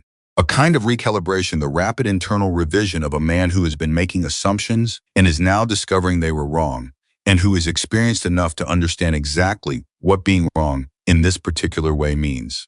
The third change was the one nobody expected. His composure broke. Not completely, not dramatically.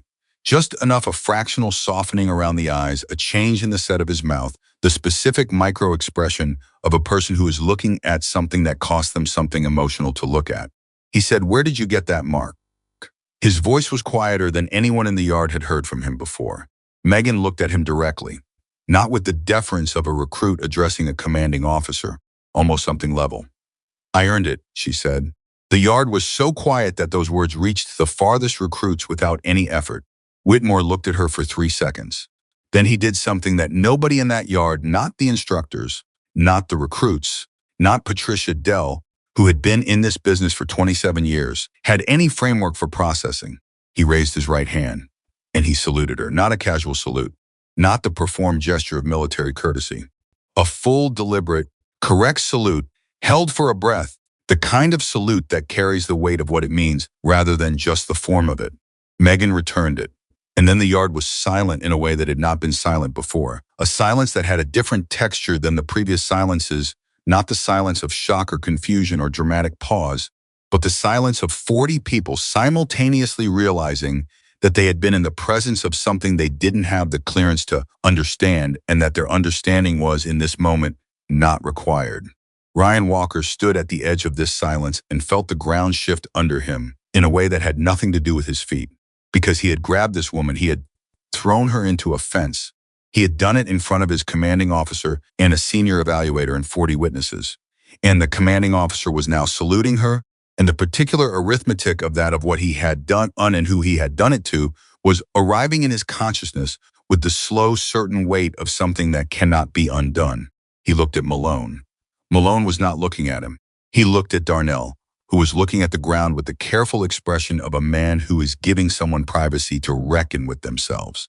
He looked at Haley, who was looking at him with an expression he couldn't read because it contained too many things at once, not satisfaction, not contempt, something more complicated than either, the expression of a person watching someone arrive at a place she had been afraid they were heading. He looked at Megan Carter. She was not looking at him. She was looking at Colonel Whitmore with an expression that was the closest thing to unguarded he had ever seen on her face, and what was in it was not triumph, not vindication, not the satisfaction of a person who has been underestimated and proven correct. What was in it was grief. Just for a moment, just in the space between the salute and the next thing, a flicker of something that lived deeper than everything else she kept so carefully organized.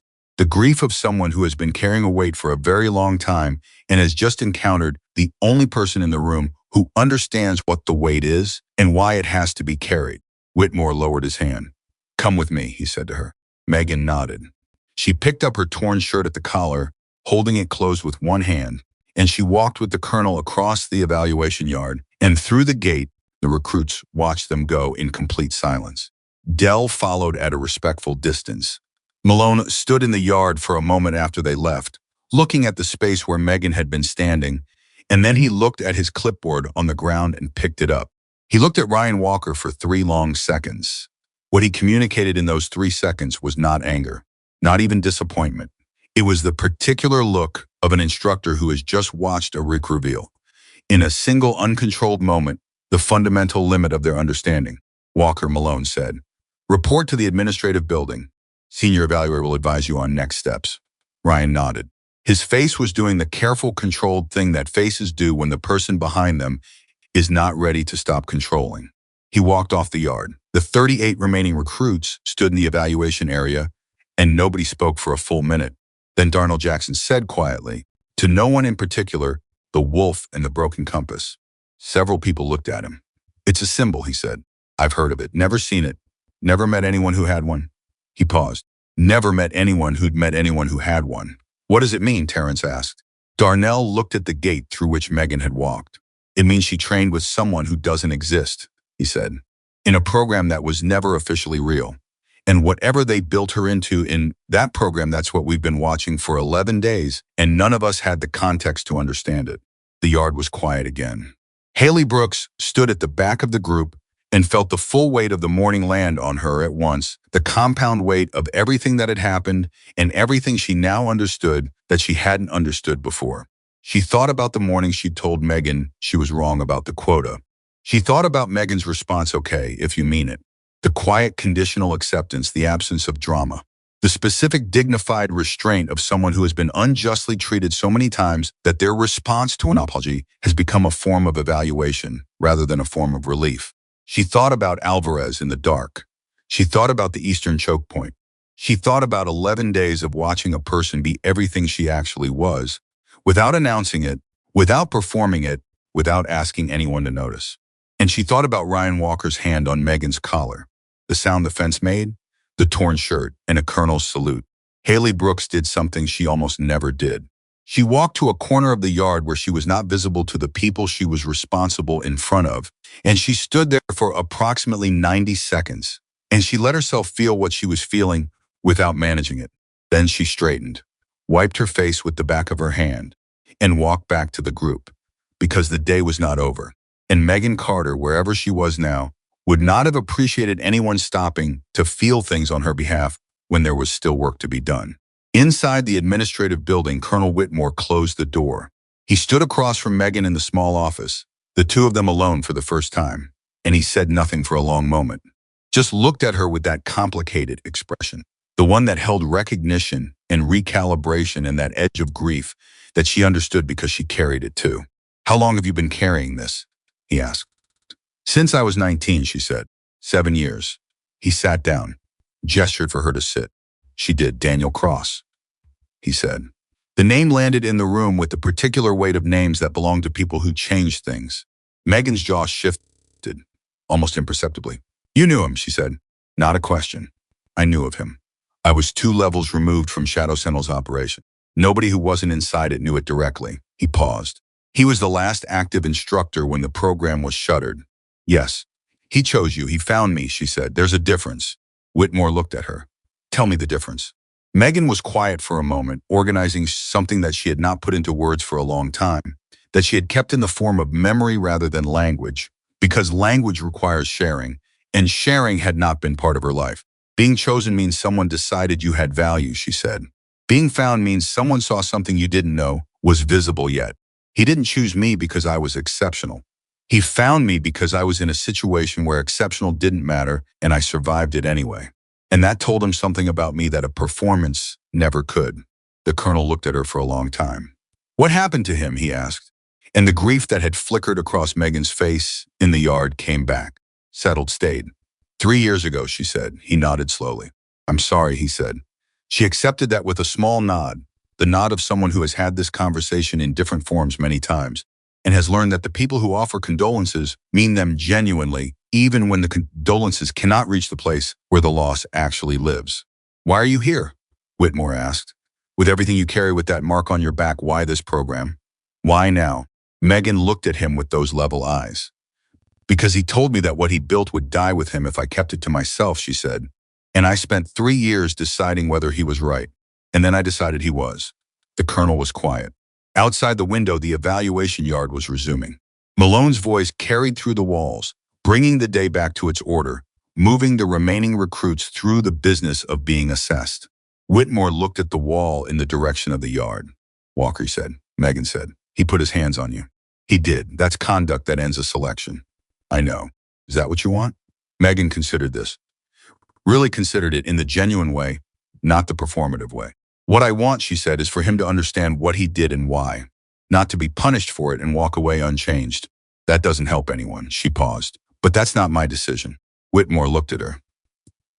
It's mine. He stood up. You'll be reassigned for the remainder of today. Tomorrow you rejoin the program. Full standing. He looked at her torn shirt. And we'll find you a new shirt. Something moved in Megan's face. Something very small and very real. Thank you, she said. He stopped at the door. Carter, he said. She looked at him. The wolf and the broken compass. He paused. I understand now why he gave it to you. He left. Megan sat alone in the small office for a moment. She looked at her hands. She breathed. And somewhere in the careful interior architecture of a woman who had been carrying something enormous for a very long time, a single brick shifted. Not the whole structure. Not a collapse. Just one brick, moving fractionally from where it had been cemented for years, towards something that might eventually, if enough time passed and enough bricks moved, begin to look like release. She sat with that for exactly as long as she allowed herself. Then she stood up. Because tomorrow the program continued, and Megan Carter had never been the kind of person who confused the end of a chapter with the end of a story. She came back the next morning, no announcement, no ceremony. No moment where the program paused to acknowledge that something significant had happened the day before, and now the person at the center of it was walking back through the gate. Megan Carter arrived at formation at 0445 like every other morning, wearing a new shirt plain green, same faded shade as the old one, as though she had specifically chosen the least interesting replacement available, and she stood in her position in the line, and she waited for Tate to move through the count. Tate moved through the count. When he got to her position, he didn't pause. He called her name, she said here, he moved on. The entire exchange lasted approximately 1.5 seconds and contained nothing that a transcript would flag as significant. But the recruits on either side of her felt it. The ones 3 positions down felt it. The entire formation felt the particular electricity of a moment that is being deliberately treated as ordinary by someone with the authority to treat it any way they chose, and the choice itself communicating something that any explicit acknowledgement would have diminished. Tate was telling them, she is here, she belongs here, and that is not a discussion. Ryan Walker was not at formation. His absence was its own kind of statement, not dramatic, not announced, simply the empty space in the line where a person had been, which the formation absorbed with the unsentimental efficiency of a military unit that has been trained to function around what isn't there as well as what is. Nobody asked where he was.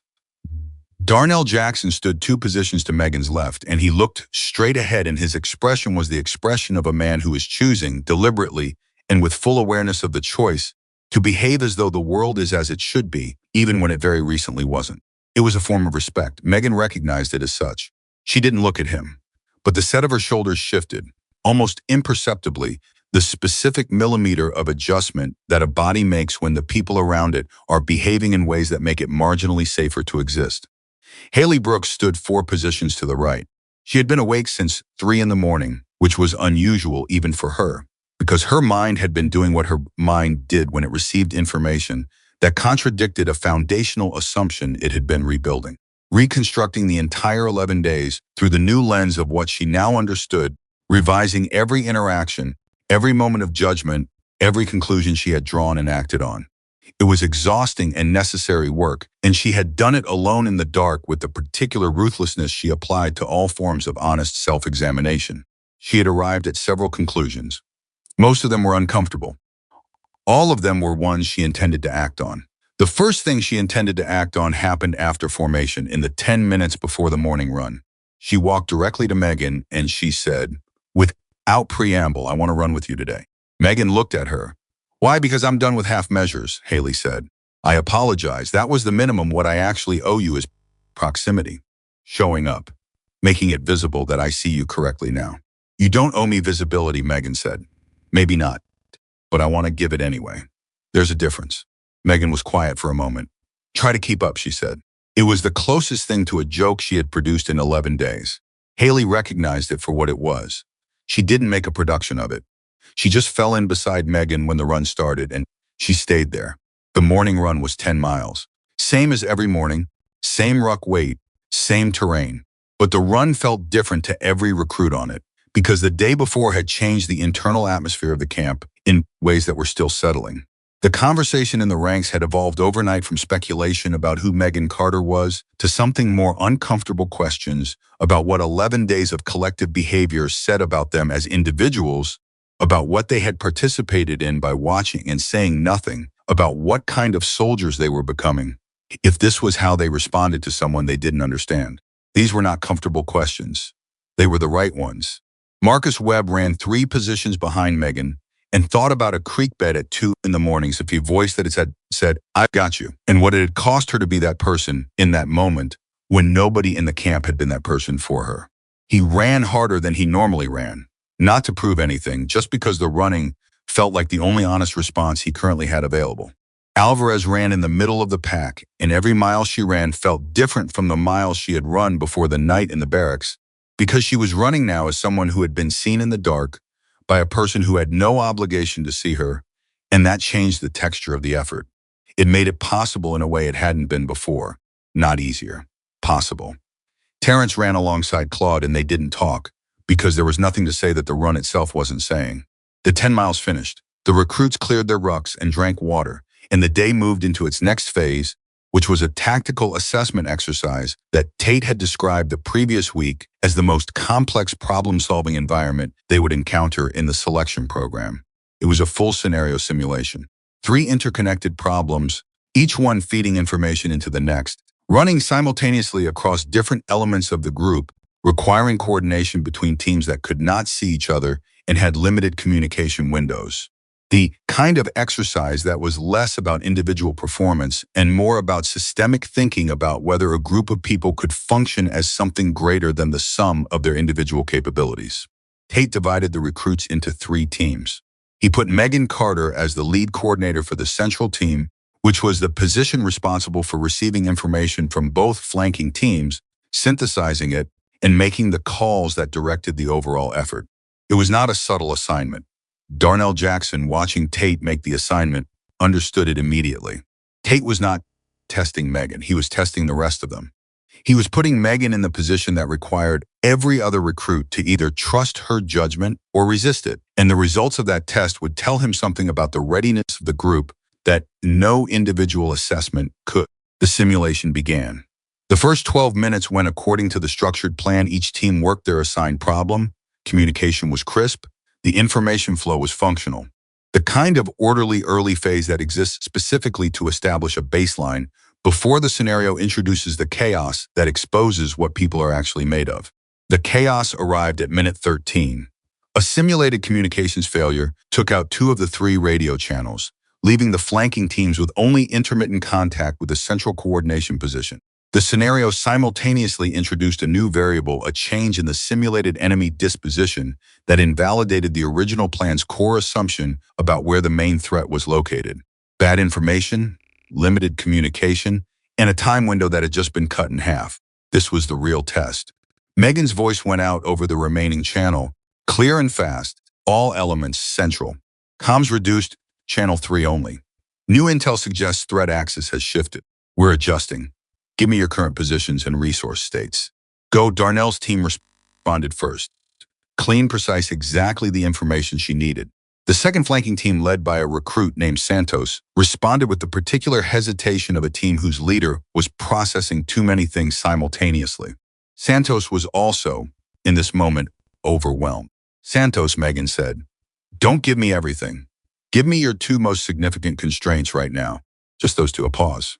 Then Santos said, personnel short on the southern access, and I've got a time problem on the second objective.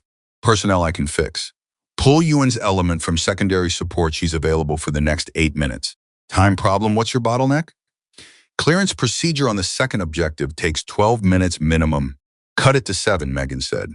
Drop the secondary check protocol. The risk profile doesn't justify the time cost given what we're looking at now.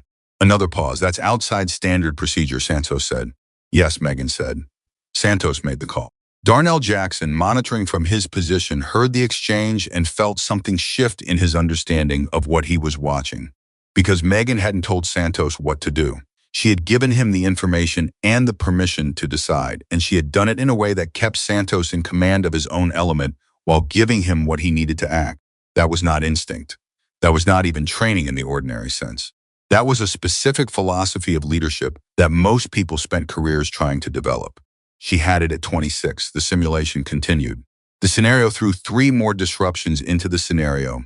Over the next 20 minutes, a personnel casualty event, a supply constraint that forced a reallocation, and a final twist that revealed the original objective had been a decoy, and the actual priority target was 600 meters in a direction nobody had initially considered.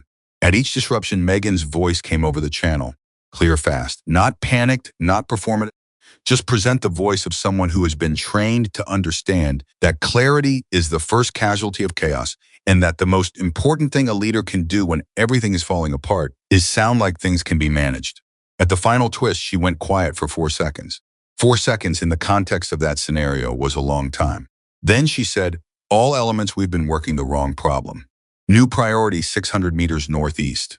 Here's the resource picture. Here's what I need from each of you. Go. They went. The simulation concluded with a partial success, not a clean completion of the original mission, but a successful pivot to the actual objective with manageable losses in the scenario accounting.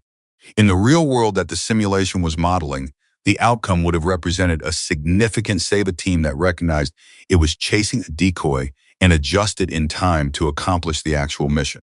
Tate walked through the debrief with the same clinical precision as always, and he was 3/4 of the way through it before he said, without changing his tone, the coordination position today demonstrated a quality of systemic thinking and adaptive leadership that I have seen in this program approximately 4 times in 18 years.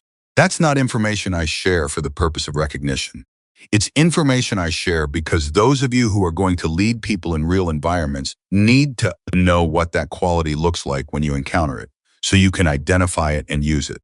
He moved on to the next point. But Haley Brooks, sitting 2 seats from Megan, looked sideways at her. Megan was looking at the whiteboard. Her expression had not changed, but her right hand, resting on the table, had closed slightly, the fingers curling inward by a fraction, the specific micro-movement of someone receiving something that reaches them in a place they normally keep defended. Haley looked away. She didn't say anything. She didn't need to. What happened that evening was not something anyone planned. It emerged from the particular combination of exhaustion and honesty that descends on people in the late hours of days that have been too large to process cleanly, when the mechanisms people use to manage their public selves have run low on power and what's underneath starts to show. It started in the mess hall after dinner, In the slow hour when recruits who should have been sleeping were still sitting over cold coffee because their bodies were done but their minds hadn't gotten the message. Terrence started it. He was sitting with Claude and Webb and Alvarez, and he said, not loudly, not performing, I want to say something and I don't want it to be a thing. But I need to say it. The three of them looked at him. The first day he said, when Walker went at her in the yard. I laughed. Nobody said anything. I didn't think about it. It was reflexive. He was funny. She was the target. I laughed. And I've been sitting with that for days because I knew even then, some part of me knew that what I was participating in was not okay. He stopped, and I didn't stop it. I just laughed. Webb looked at his coffee cup. I knew she was different on day 2, he said. After the run, I felt it, and I started pulling back from the group that was going after her, which felt at the time like I was doing something right. But pulling back isn't the same as standing up. I know the difference. I just chose the easier one. Alvarez looked at both of them. She found me at night, she said. She stopped. Reorganized. She didn't have to do that. She didn't get anything from doing that. She just did it because I needed it. Another stop. And the next morning, I watched 2 people make a crack about her boots and I said nothing because I was afraid of what choosing a side would cost me. The table was quiet. Then Claude said, what do we do with it? It was a genuine question, not rhetorical.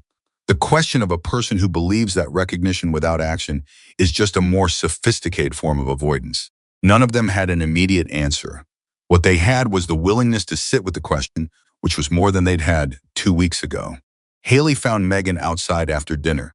Megan was sitting on the steps of the equipment building, which was a place recruits didn't generally sit because it was out of the way and the steps were uncomfortable, which was probably why Megan had chosen it. She was looking at the sky, which was doing the thing September skies do in North Carolina, cooling fast, the stars coming in clear and indifferent.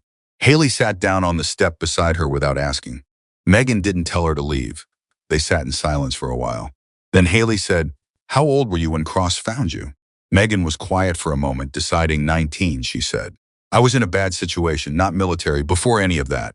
I was in a town that had run out of options for me, and I had made some choices that were going to end badly. And he appeared. How? He was passing through, saw something. He had a way of seeing things that other people walked past. She paused. He told me later that what he saw was someone who was in a very bad situation and hadn't broken yet, and that the not breaking was what he was looking for. He recruited you out of a civilian situation? He took me with him, Megan said. There's a difference. He didn't recruit me into something. He took me somewhere. For 7 years, he took me somewhere, and the somewhere was the hardest thing I have ever experienced. And it was also the only place I have ever felt like I understood what I was for. Haley absorbed that. What happened to him, she said. Megan looked at the sky. Heart, she said. Not dramatic. Not in the field. He was in a kitchen in Virginia making coffee and his heart stopped. A man who had survived things that would make this program look like a warm-up, and he died making coffee. A pause. He was 61. He left me the mark, Megan said. Gave it to me himself, 3 months before he died. I think he knew. He didn't say he knew, but the timing. She stopped. He told me the mark meant I was responsible for what he'd built, that I was the last person who carried the full methodology, that I had to decide what to do with that. And you decided to come here. I decided to stop hiding it, Megan said. There's a difference. Haley looked at her sideways. You keep making that distinction, she said, between doing a thing and doing the thing that contains the thing. Because it matters, Megan said. Every time. It always matters. They were quiet again. Then Haley said, Walker is gone. You know that, I assumed. He's not taking it well. Megan was quiet. How do you know, she asked. He came to find me this afternoon, Haley said. Before the debrief, he was not in good shape. He wanted me to tell him that what he did was understandable given the circumstances, that he was provoked, that context mattered. What did you tell him? Haley was quiet for a moment. I told him that he did what he did, and the reasons don't change what happened to you, and that if he wanted to understand what it cost him, the first thing he needed to do was stop looking for someone to help him feel better about it and start looking at it clearly. Megan absorbed that. That must have been hard for him to hear, she said. Yes. A pause. He didn't argue. That surprised me. Maybe he needed someone to say it plainly, Megan said. Haley looked at her. How are you not angrier, she said. Not accusatory, genuinely asking. The question of a person trying to understand something that exceeds their current model. Megan thought about this for a long moment. Because angry at him doesn't serve anything I care about, she said finally. He did what scared, threatened people do. He targeted what he didn't understand because not understanding it frightened him in fear. In people like Ryan comes out sideways. It comes out as aggression. She paused. I've been the target of that before, many times. I'm not saying it's okay. I'm saying I understand the mechanism. And understanding the mechanism keeps me from getting lost in the response. Haley sat with that. Cross taught you that, she said. Among other things, Megan said. What else did he teach you? Megan was quiet for long enough that Haley thought the question had been too much, that she'd pressed past the boundary of what Megan was prepared to share. Then Megan said, he taught me that the most dangerous thing a trained person can do is believe that their training makes them complete, that the training is the beginning, not the answer, that the part of you that stays human, that can still be in a dark barracks with someone who is hurting, that can still read what a person needs from the way their weight shifts, that part is not separate from the warrior. It is the warrior, the thing that makes everything else worth anything. The sky had gone fully dark. Somewhere across the camp, a voice called a perimeter check. Haley stood up from the step. She looked down at Megan for a moment. I want you to know something, she said, and I need you to just hear it, not deflect it. Can you do that? Megan looked up at her. Try, Megan said. What I've watched you do in the last 2 weeks, the weapons, the tactical exercise, the navigation, the pool, the simulation today, that is the best performance by any recruit I have ever trained alongside in any program I have been in. And I have been in serious programs. She paused. But that's not the part that matters most. The part that matters most is Alvarez in the dark and Webb at the ridge. And the way you didn't argue when your plan was rejected, even though you were right, because you understood that the person rejecting it needed to be in command more than you needed to be correct. Another pause. Cross built something real. And I think you already know that. But I need you to hear it from someone who was wrong about you. Because sometimes that's the voice that carries. Megan looked at her. For a moment, the door that she kept so carefully maintained between what she carried inside and what the world got to see moved further than it had moved since she's arrived at Fort Liberty. She didn't cry. That wasn't what happened. But her face went through something, a series of small, genuine changes that were the face of a person who has been seen correctly and completely by someone who had every reason to look away. Thank you, she said. It was quiet, very quiet, but it was real. Haley nodded once. She walked back toward the barracks. And the thing that was changing at Fort Liberty, in Darnell, in Webb, in Alvarez, in Terrence and Claude and Santos, and every recruit who had been watching and revising and reconsidering that thing kept changing. Quietly, without announcement, the way the most important changes always happen, because the next morning brought something that none of them were ready for. Something that Colonel Whitmore had been working toward since the afternoon of the tattoo and the salute, since the phone call that Patricia Dell had made, since conversations that had happened in offices at clearance levels that most of the people in this camp would never access. Something that involved a file, a very specific file. A file with Megan Carter's name on it, and a classification level that made Tate's eyes do something when he saw it that his face hadn't done in 23 years of service. And a decision that was going to change not just what happened to Megan Carter, but what happened to every person in this program who had been paying attention. Tate read the file in Colonel Whitmore's office at 0600, standing, because sitting felt wrong for what he was reading. He read it twice. He set it down on the desk. He looked at Whitmore. She came here voluntarily, he said. Yes, said Whitmore. She didn't have to. With what's in this file, she could have walked into any program in this building and received immediate placement. Yes, said Whitmore. She chose selection. She chose to start at the bottom and go through it with everyone else. Yes. Tate was quiet for a moment. Why, he said. Whitmore looked at him. Because she wanted to know, he said, if what Cross built inside her would hold up without the advantage of people knowing what she was. She wanted to find out who she was when nobody could see the tattoo. Tate looked at the file. Did it hold up? He asked, though he already knew the answer. What do you think? Said Whitmore. Tate picked up the file. He looked at it one more time. Then he set it down, squared it precisely on the desk, and walked to the door. Formation in 40 minutes, he said. Yes, said Whitmore. And at 0445, when 37 recruits stood in the early dark and Tate moved through the count, his voice had its normal precision and his face had its normal impassivity. But when he reached Megan Carter's position, he paused. Not the half second he had paused on day one, a full deliberate pause. He looked at her with those eyes that had evaluated 1,000 recruits and reduced most of them to their essential components. And then he said quietly enough that only she could hear, Cross would have been satisfied. He moved on. The count continued, the day began, and Megan Carter stood in the dark of an early September morning at Fort Liberty, North Carolina, and the thing that lived in her chest, the thing that had been installed there over 7 years by a man who made coffee in a kitchen in Virginia one morning and never finished it, that thing expanded just slightly past the shape it had occupied since the morning 3 years ago when a phone had rung and a voice had told her what it told her. Just slightly. The formation moved, and Megan Carter moved with it. The selection board met on a Thursday, not with fanfare, not with the kind of ceremonial weight that the moment deserved, according to everyone who had been living inside the pressure of the past 3 weeks. Just a Thursday morning, gray and cool, with the smell of early fall coming in off the Carolina pines, and 37 recruits standing in formation waiting for a list to be read. Tate held the list. He read it the way he did everything, without theater, without inflection that would tell you anything before the words did. Names called in alphabetical order, each one landing in the air and doing its work immediately.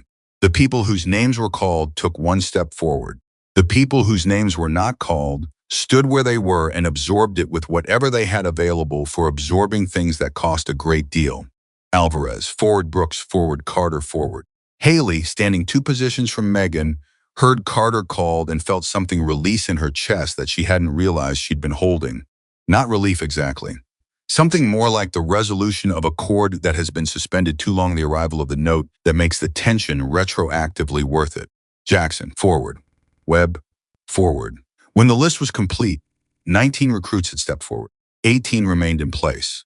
Tate folded the list, put it in his breast pocket, and looked at the 2 groups with the same expression he had given everything, for 3 weeks evaluating, precise and fundamentally without sentimentality about the outcome. Those selected, he said, report to Colonel Whitmore's briefing room at 1300. Those not selected, you will receive individual counseling this afternoon. Your service is not diminished by this result. Dismissed. He walked away. The formation dissolved. The 18 who hadn't been selected began the particular process of absorbing a significant loss in front of people they had trained alongside, which requires a specific kind of dignity that not everyone has access to immediately. Some of them managed it. Some of them needed a moment away from the group. Santos, who had not been selected, stood very still for about 10 seconds. Then he turned and walked toward the equipment building with the deliberate pace of a man who knows exactly how many steps he has before he needs to stop moving and just be with it. Megan watched him go. She took 2 steps in his direction. Darnell put a hand on her arm, not stopping her, just pausing her. Give him a minute, Darnell said quietly. She stopped, looked at Darnell. He made the right call on the second objective, she said. In the simulation, he trusted himself when it was hard. It counted, Darnell said. It just didn't change the outcome. She was quiet. Then she changed direction and walked toward Santos anyway. Darnell watched her go and didn't try to stop her this time. She found Santos at the side of the equipment building, hands on the wall, head down.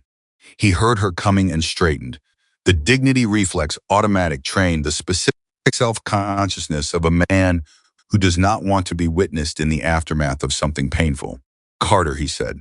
Santos, she said. They stood there for a moment. I'm not going to tell you it's going to be okay, she said.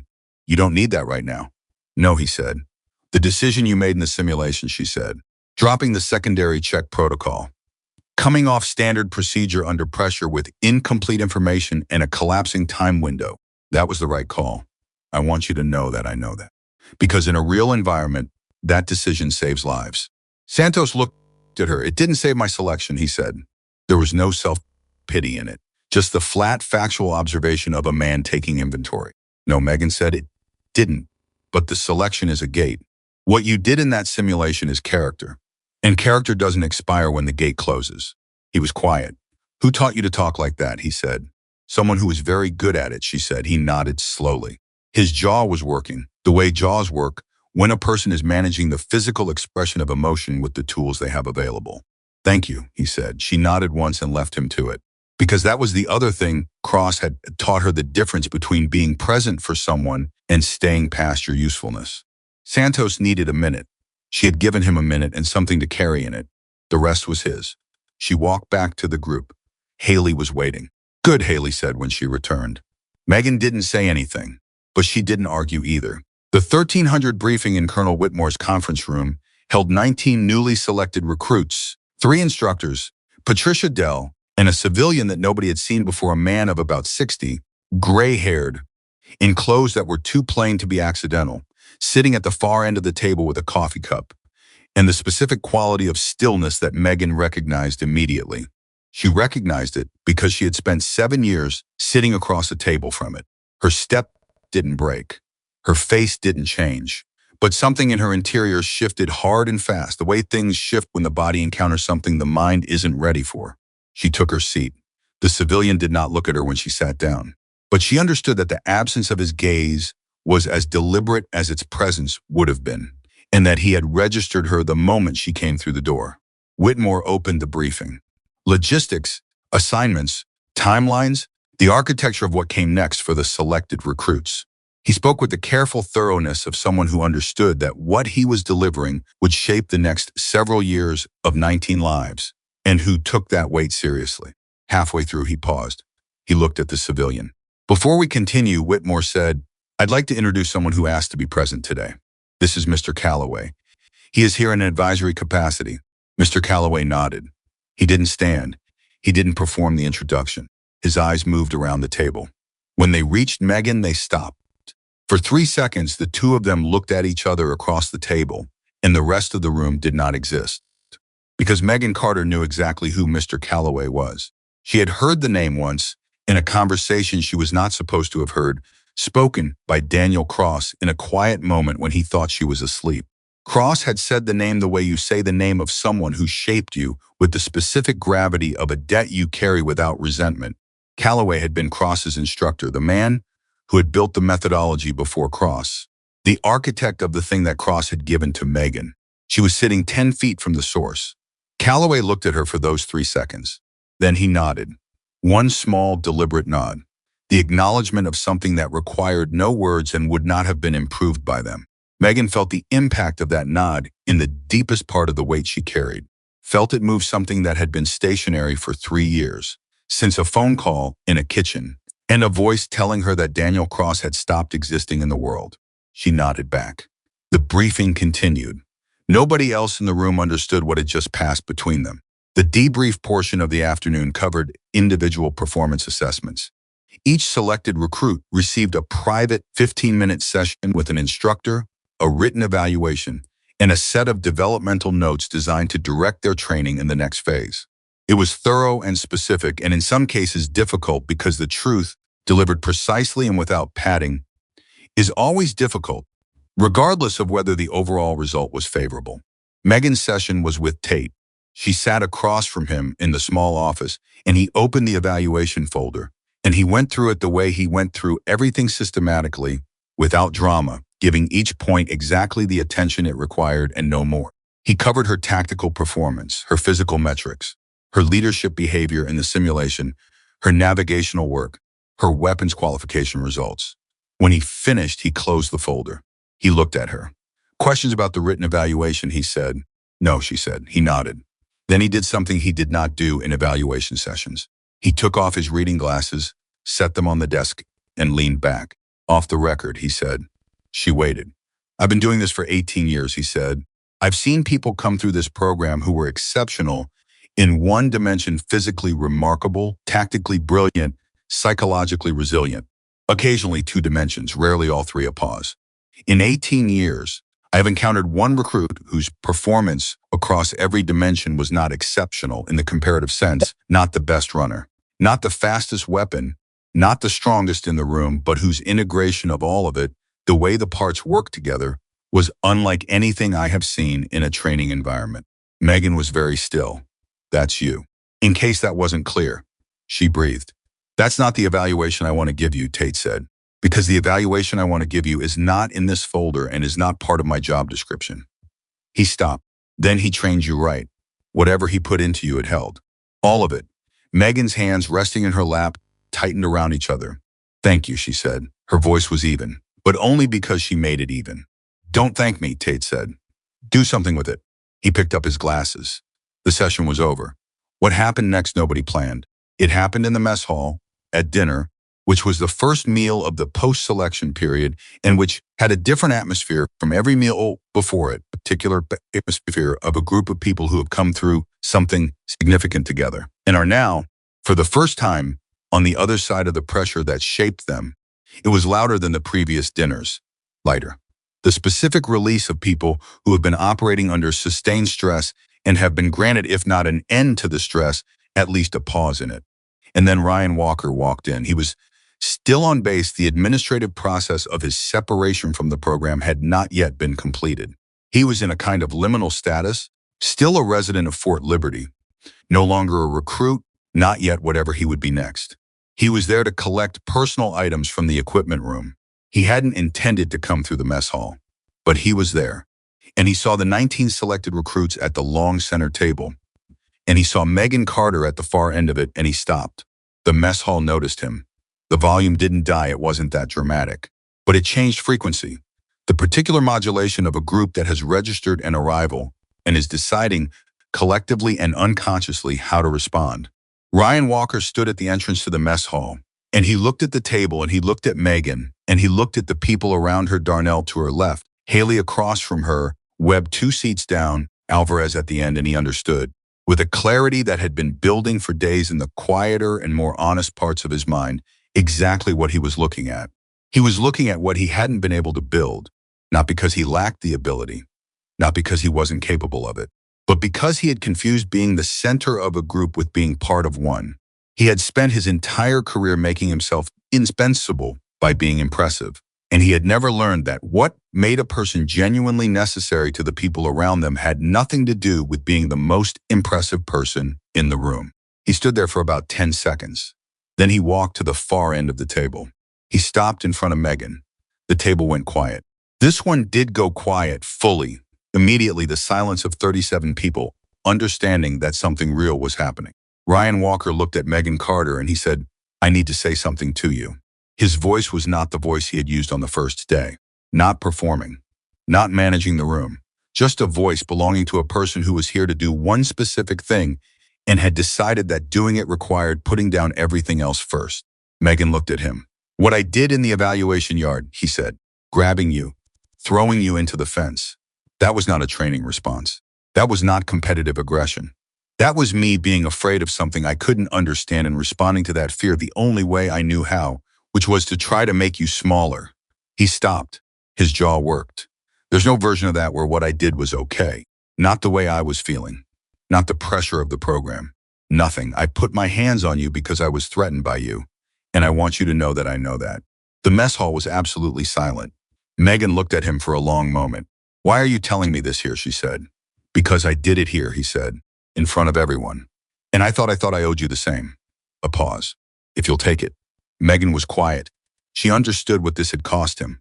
She understood it precisely because she had spent 3 weeks reading Ryan Walker the way Cross had taught her to read people down to the structure beneath the performance, the actual material the person was made of and what he was made of.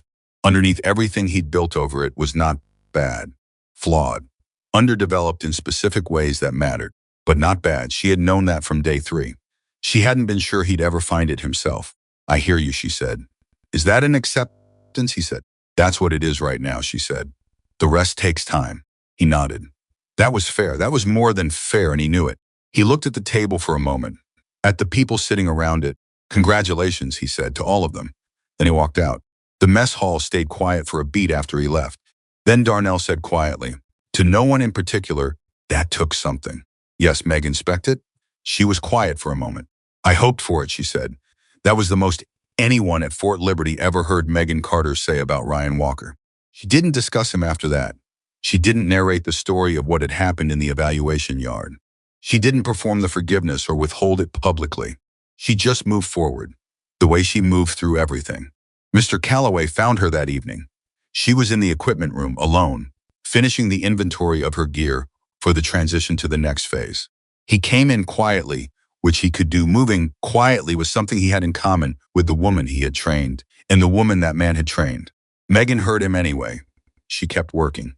He stood in the doorway for a moment. "You heard me come in," he said. "Yes," she said. "Good."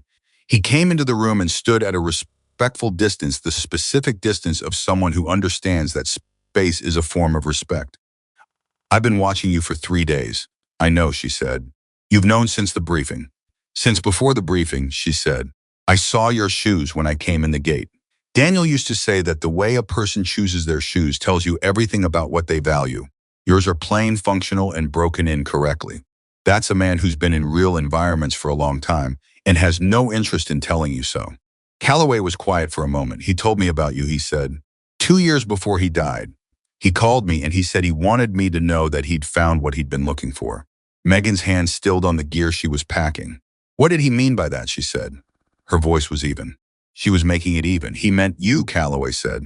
He spent his career trying to understand whether what he carried, the methodology, the philosophy, all of it could be fully transmitted to another person, whether it would survive him. He called me and he said he had his answer. She looked at the gear in her hands. He never told me that, she said. No, Calloway said. He wouldn't have. Telling you would have changed how you carried it. He needed you to carry it without knowing its full weight, so you developed the muscle for it on your own terms. She was quiet for a long time. That sounds like him, she said. Yes, said Calloway. She set down the gear. She turned to face him. Why are you here, she said. Not in the briefing. Here tonight. Calloway looked at her directly. Because I built something, he said. And Daniel took it and made it better and gave it to you. And now I want to know what you're going to do with it. I'm going to use it, she said. How? The way he did. The way you did before him. I'm going to find the people who are in situations they can't name yet, who are surviving things they don't have language for yet, and I'm going to show them what they're capable of. A pause, one at a time, quietly, without needing anyone to know I'm doing it. Calloway looked at her for a long moment. He was right, he said. About what? Everything, Calloway said. He turned and walked to the door. Carter, he said. She looked at him. The broken compass on the mark, he said. You know what it means? What he intended by it. A compass that can't tell you where you are, she said, but tells you where you've been. And what do you do with a compass that can only tell you where you've been? She had thought about this. She had thought about it for 3 years, since the afternoon Cross had sat across from her in a kitchen in Virginia and pressed the needle to her skin himself and explained, with the quiet precision of someone delivering something irreplaceable, what he was giving her and why. You use it to figure out where you're going, she said. Calloway nodded. The only way it ever makes sense, he said. He walked out.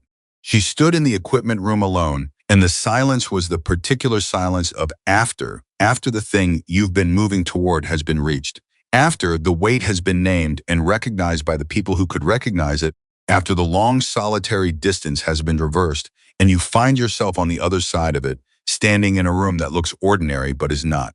She stood there and she breathed, and she picked up the gear and she finished the inventory. Because there was work to do. There was always work to do. The selection program's final day was a formality, administratively paperwork, assignments, transition briefings, but it had its own emotional weight, the specific gravity of endings that are also beginnings, of doors that close on one thing and open onto something as yet undefined. Haley found Megan in the morning, before the day started. I need to ask you something, Haley said. Megan waited. The night in the barracks. Alvarez. You didn't know I was awake. No, Megan said. So you weren't doing it for an audience. You weren't managing how it would look. No, Megan said again. You did it because she needed it. Yes. Haley looked at her. That's the part I'm going to carry, she said. Out of everything, all of it, that's the piece I'm keeping. The thing you do when nobody's watching. Megan looked at her. The thing you do when nobody's watching is the only real thing, she said. Everything else is performance. Haley nodded slowly. They stood together in the early morning for a moment, two women who had arrived at this program as near strangers and left it as something harder to name, not quite friends yet, in the easy social sense, but something more durable than that. The specific bond of people who have seen each other clearly, who have been wrong about each other and admitted it, who have operated under pressure and come out the other side with their respect for each other intact. Where do they assign you? Haley asked. I don't know yet, Megan said. Wherever they need the thing I have. And where do you want to go? Megan thought about that. Wherever there's someone who's surviving something they don't have language for yet, she said. Darnell Jackson said his goodbye in the way Darnell did everything, without ceremony, without performance, without any words that cost more than the moment required. He stopped beside her in the corridor outside the briefing room and he said, left heel. She looked at him. That's how you read me, he said. Left heel shifts before I move left. I've been thinking about it for a week, and I still don't know when I started doing that. But I know now, and knowing it means I can fix it. Or use it, she said. He thought about that. Or use it, he agreed. He put out his hand, she shook it. You're the best person I've trained alongside, he said. She looked at him. You're not bad yourself, she said. He laughed. A real laugh, the surprised, genuine kind that comes when something lands in exactly the right way. He walked down the corridor. She watched him go. Marcus Webb stopped her outside the final briefing with the expression of a man who has been rehearsing something and is now discovering that the rehearsed version is insufficient. The ridge, he said. I know, she said. I never thanked you. You didn't need to. No, he stopped, reorganized. You could have walked past. You'd have made better time. The exercise rewarded speed, and you were seventh. Staying seventh mattered for the evaluation. You stopped anyway. Yes, she looked at him. Because the score doesn't matter if you leave someone on the ridge, she said. He absorbed that. I'm going to remember that, he said. For a long time. Good, she said. The final briefing was 40 minutes, and at the end of it, Colonel Whitmore said something that was not in the standard closing script, something that he had clearly written himself, that had the particular quality of words chosen with care rather than words assembled from familiar templates. He said, what this program produces is not soldiers. The Army produces soldiers. What this program produces is a specific kind of person, someone for whom the mission is not the objective. Someone for whom the people in the mission are the objective. We've been doing this for a long time, and we've gotten good at identifying who those people are before they know it themselves. He paused. This selection was one of the best I've overseen, not because of the scores, because of what I watched happen between people under pressure, because of what this group chose to do with the things they discovered about each other. Another pause. Dismissed. 19 people stood up. Megan Carter was the last one to leave the room. Whitmore was still at the podium, collecting his notes when she stopped at the door. He looked up, she said. Carter, the salute, she said. In the yard. I want you to know that was the first time in 3 years that I felt like what he built didn't die with him. Whitmore was quiet for a moment. It didn't, he said. It walked into this program wearing broken boots and a stitched-up backpack, and it held up under everything we put it through. He held her gaze. That was always the question, wasn't it? Whether it would hold? Yes, she said. Now you have your answer. She nodded. She walked out. She walked out of Fort Liberty the same way she had walked in, without announcement, without ceremony, without asking anyone to notice. The old Ford pickup was still in the parking area because nobody had told her to move it and she hadn't seen a reason to. It started on the third try, which was one try fewer than it had taken 3 weeks ago, as if even the truck had been paying attention and had decided to try a little harder. She sat behind the wheel for a moment before she pulled out. She thought about a man making coffee in a kitchen in Virginia. She thought about a phone that had rung and a voice that had delivered the information that changed the shape of everything after it. She thought about 7 years of mornings in places that didn't appear on maps, of a teacher who communicated in the language of high standards and absolute expectations, and the specific fierce tenderness of someone who has found the person they were looking for and intends to give them everything they have. She thought about Alvarez in the dark, about Santos at the wall, about Haley saying I was wrong plainly without softening, about Darnell walking beside her without being asked, about Webb on a ridge at 2 a.m, about a colonel raising his hand in the middle of a yard full of people. She thought about a compass that couldn't tell you where you were, only where you'd been. She put the truck in gear. She drove out through the gate of Fort Liberty, North Carolina, and the guard waved her through, and the road opened ahead of her the way roads do when you are leaving one thing and have not yet arrived at the next. And in the space between those two things, for the length of that road, she was simply moving. She was moving toward the next person who needed to be found. The next person surviving something they didn't have language for yet. The next ridge, in the dark, where someone needed a voice to say, I've got you, and mean it completely. That was the mission. That had always been the mission. And Megan Carter, who had been forged in silence and tested in fire, and seen clearly by the people who mattered, who carried a broken compass on her back and a whole one inside her, Megan Carter drove toward it without hesitation, without announcement, and without ever once looking back. Because warriors don't look back to see who's watching. They look forward to see who still needs them. And there was always someone who still needed them. Always.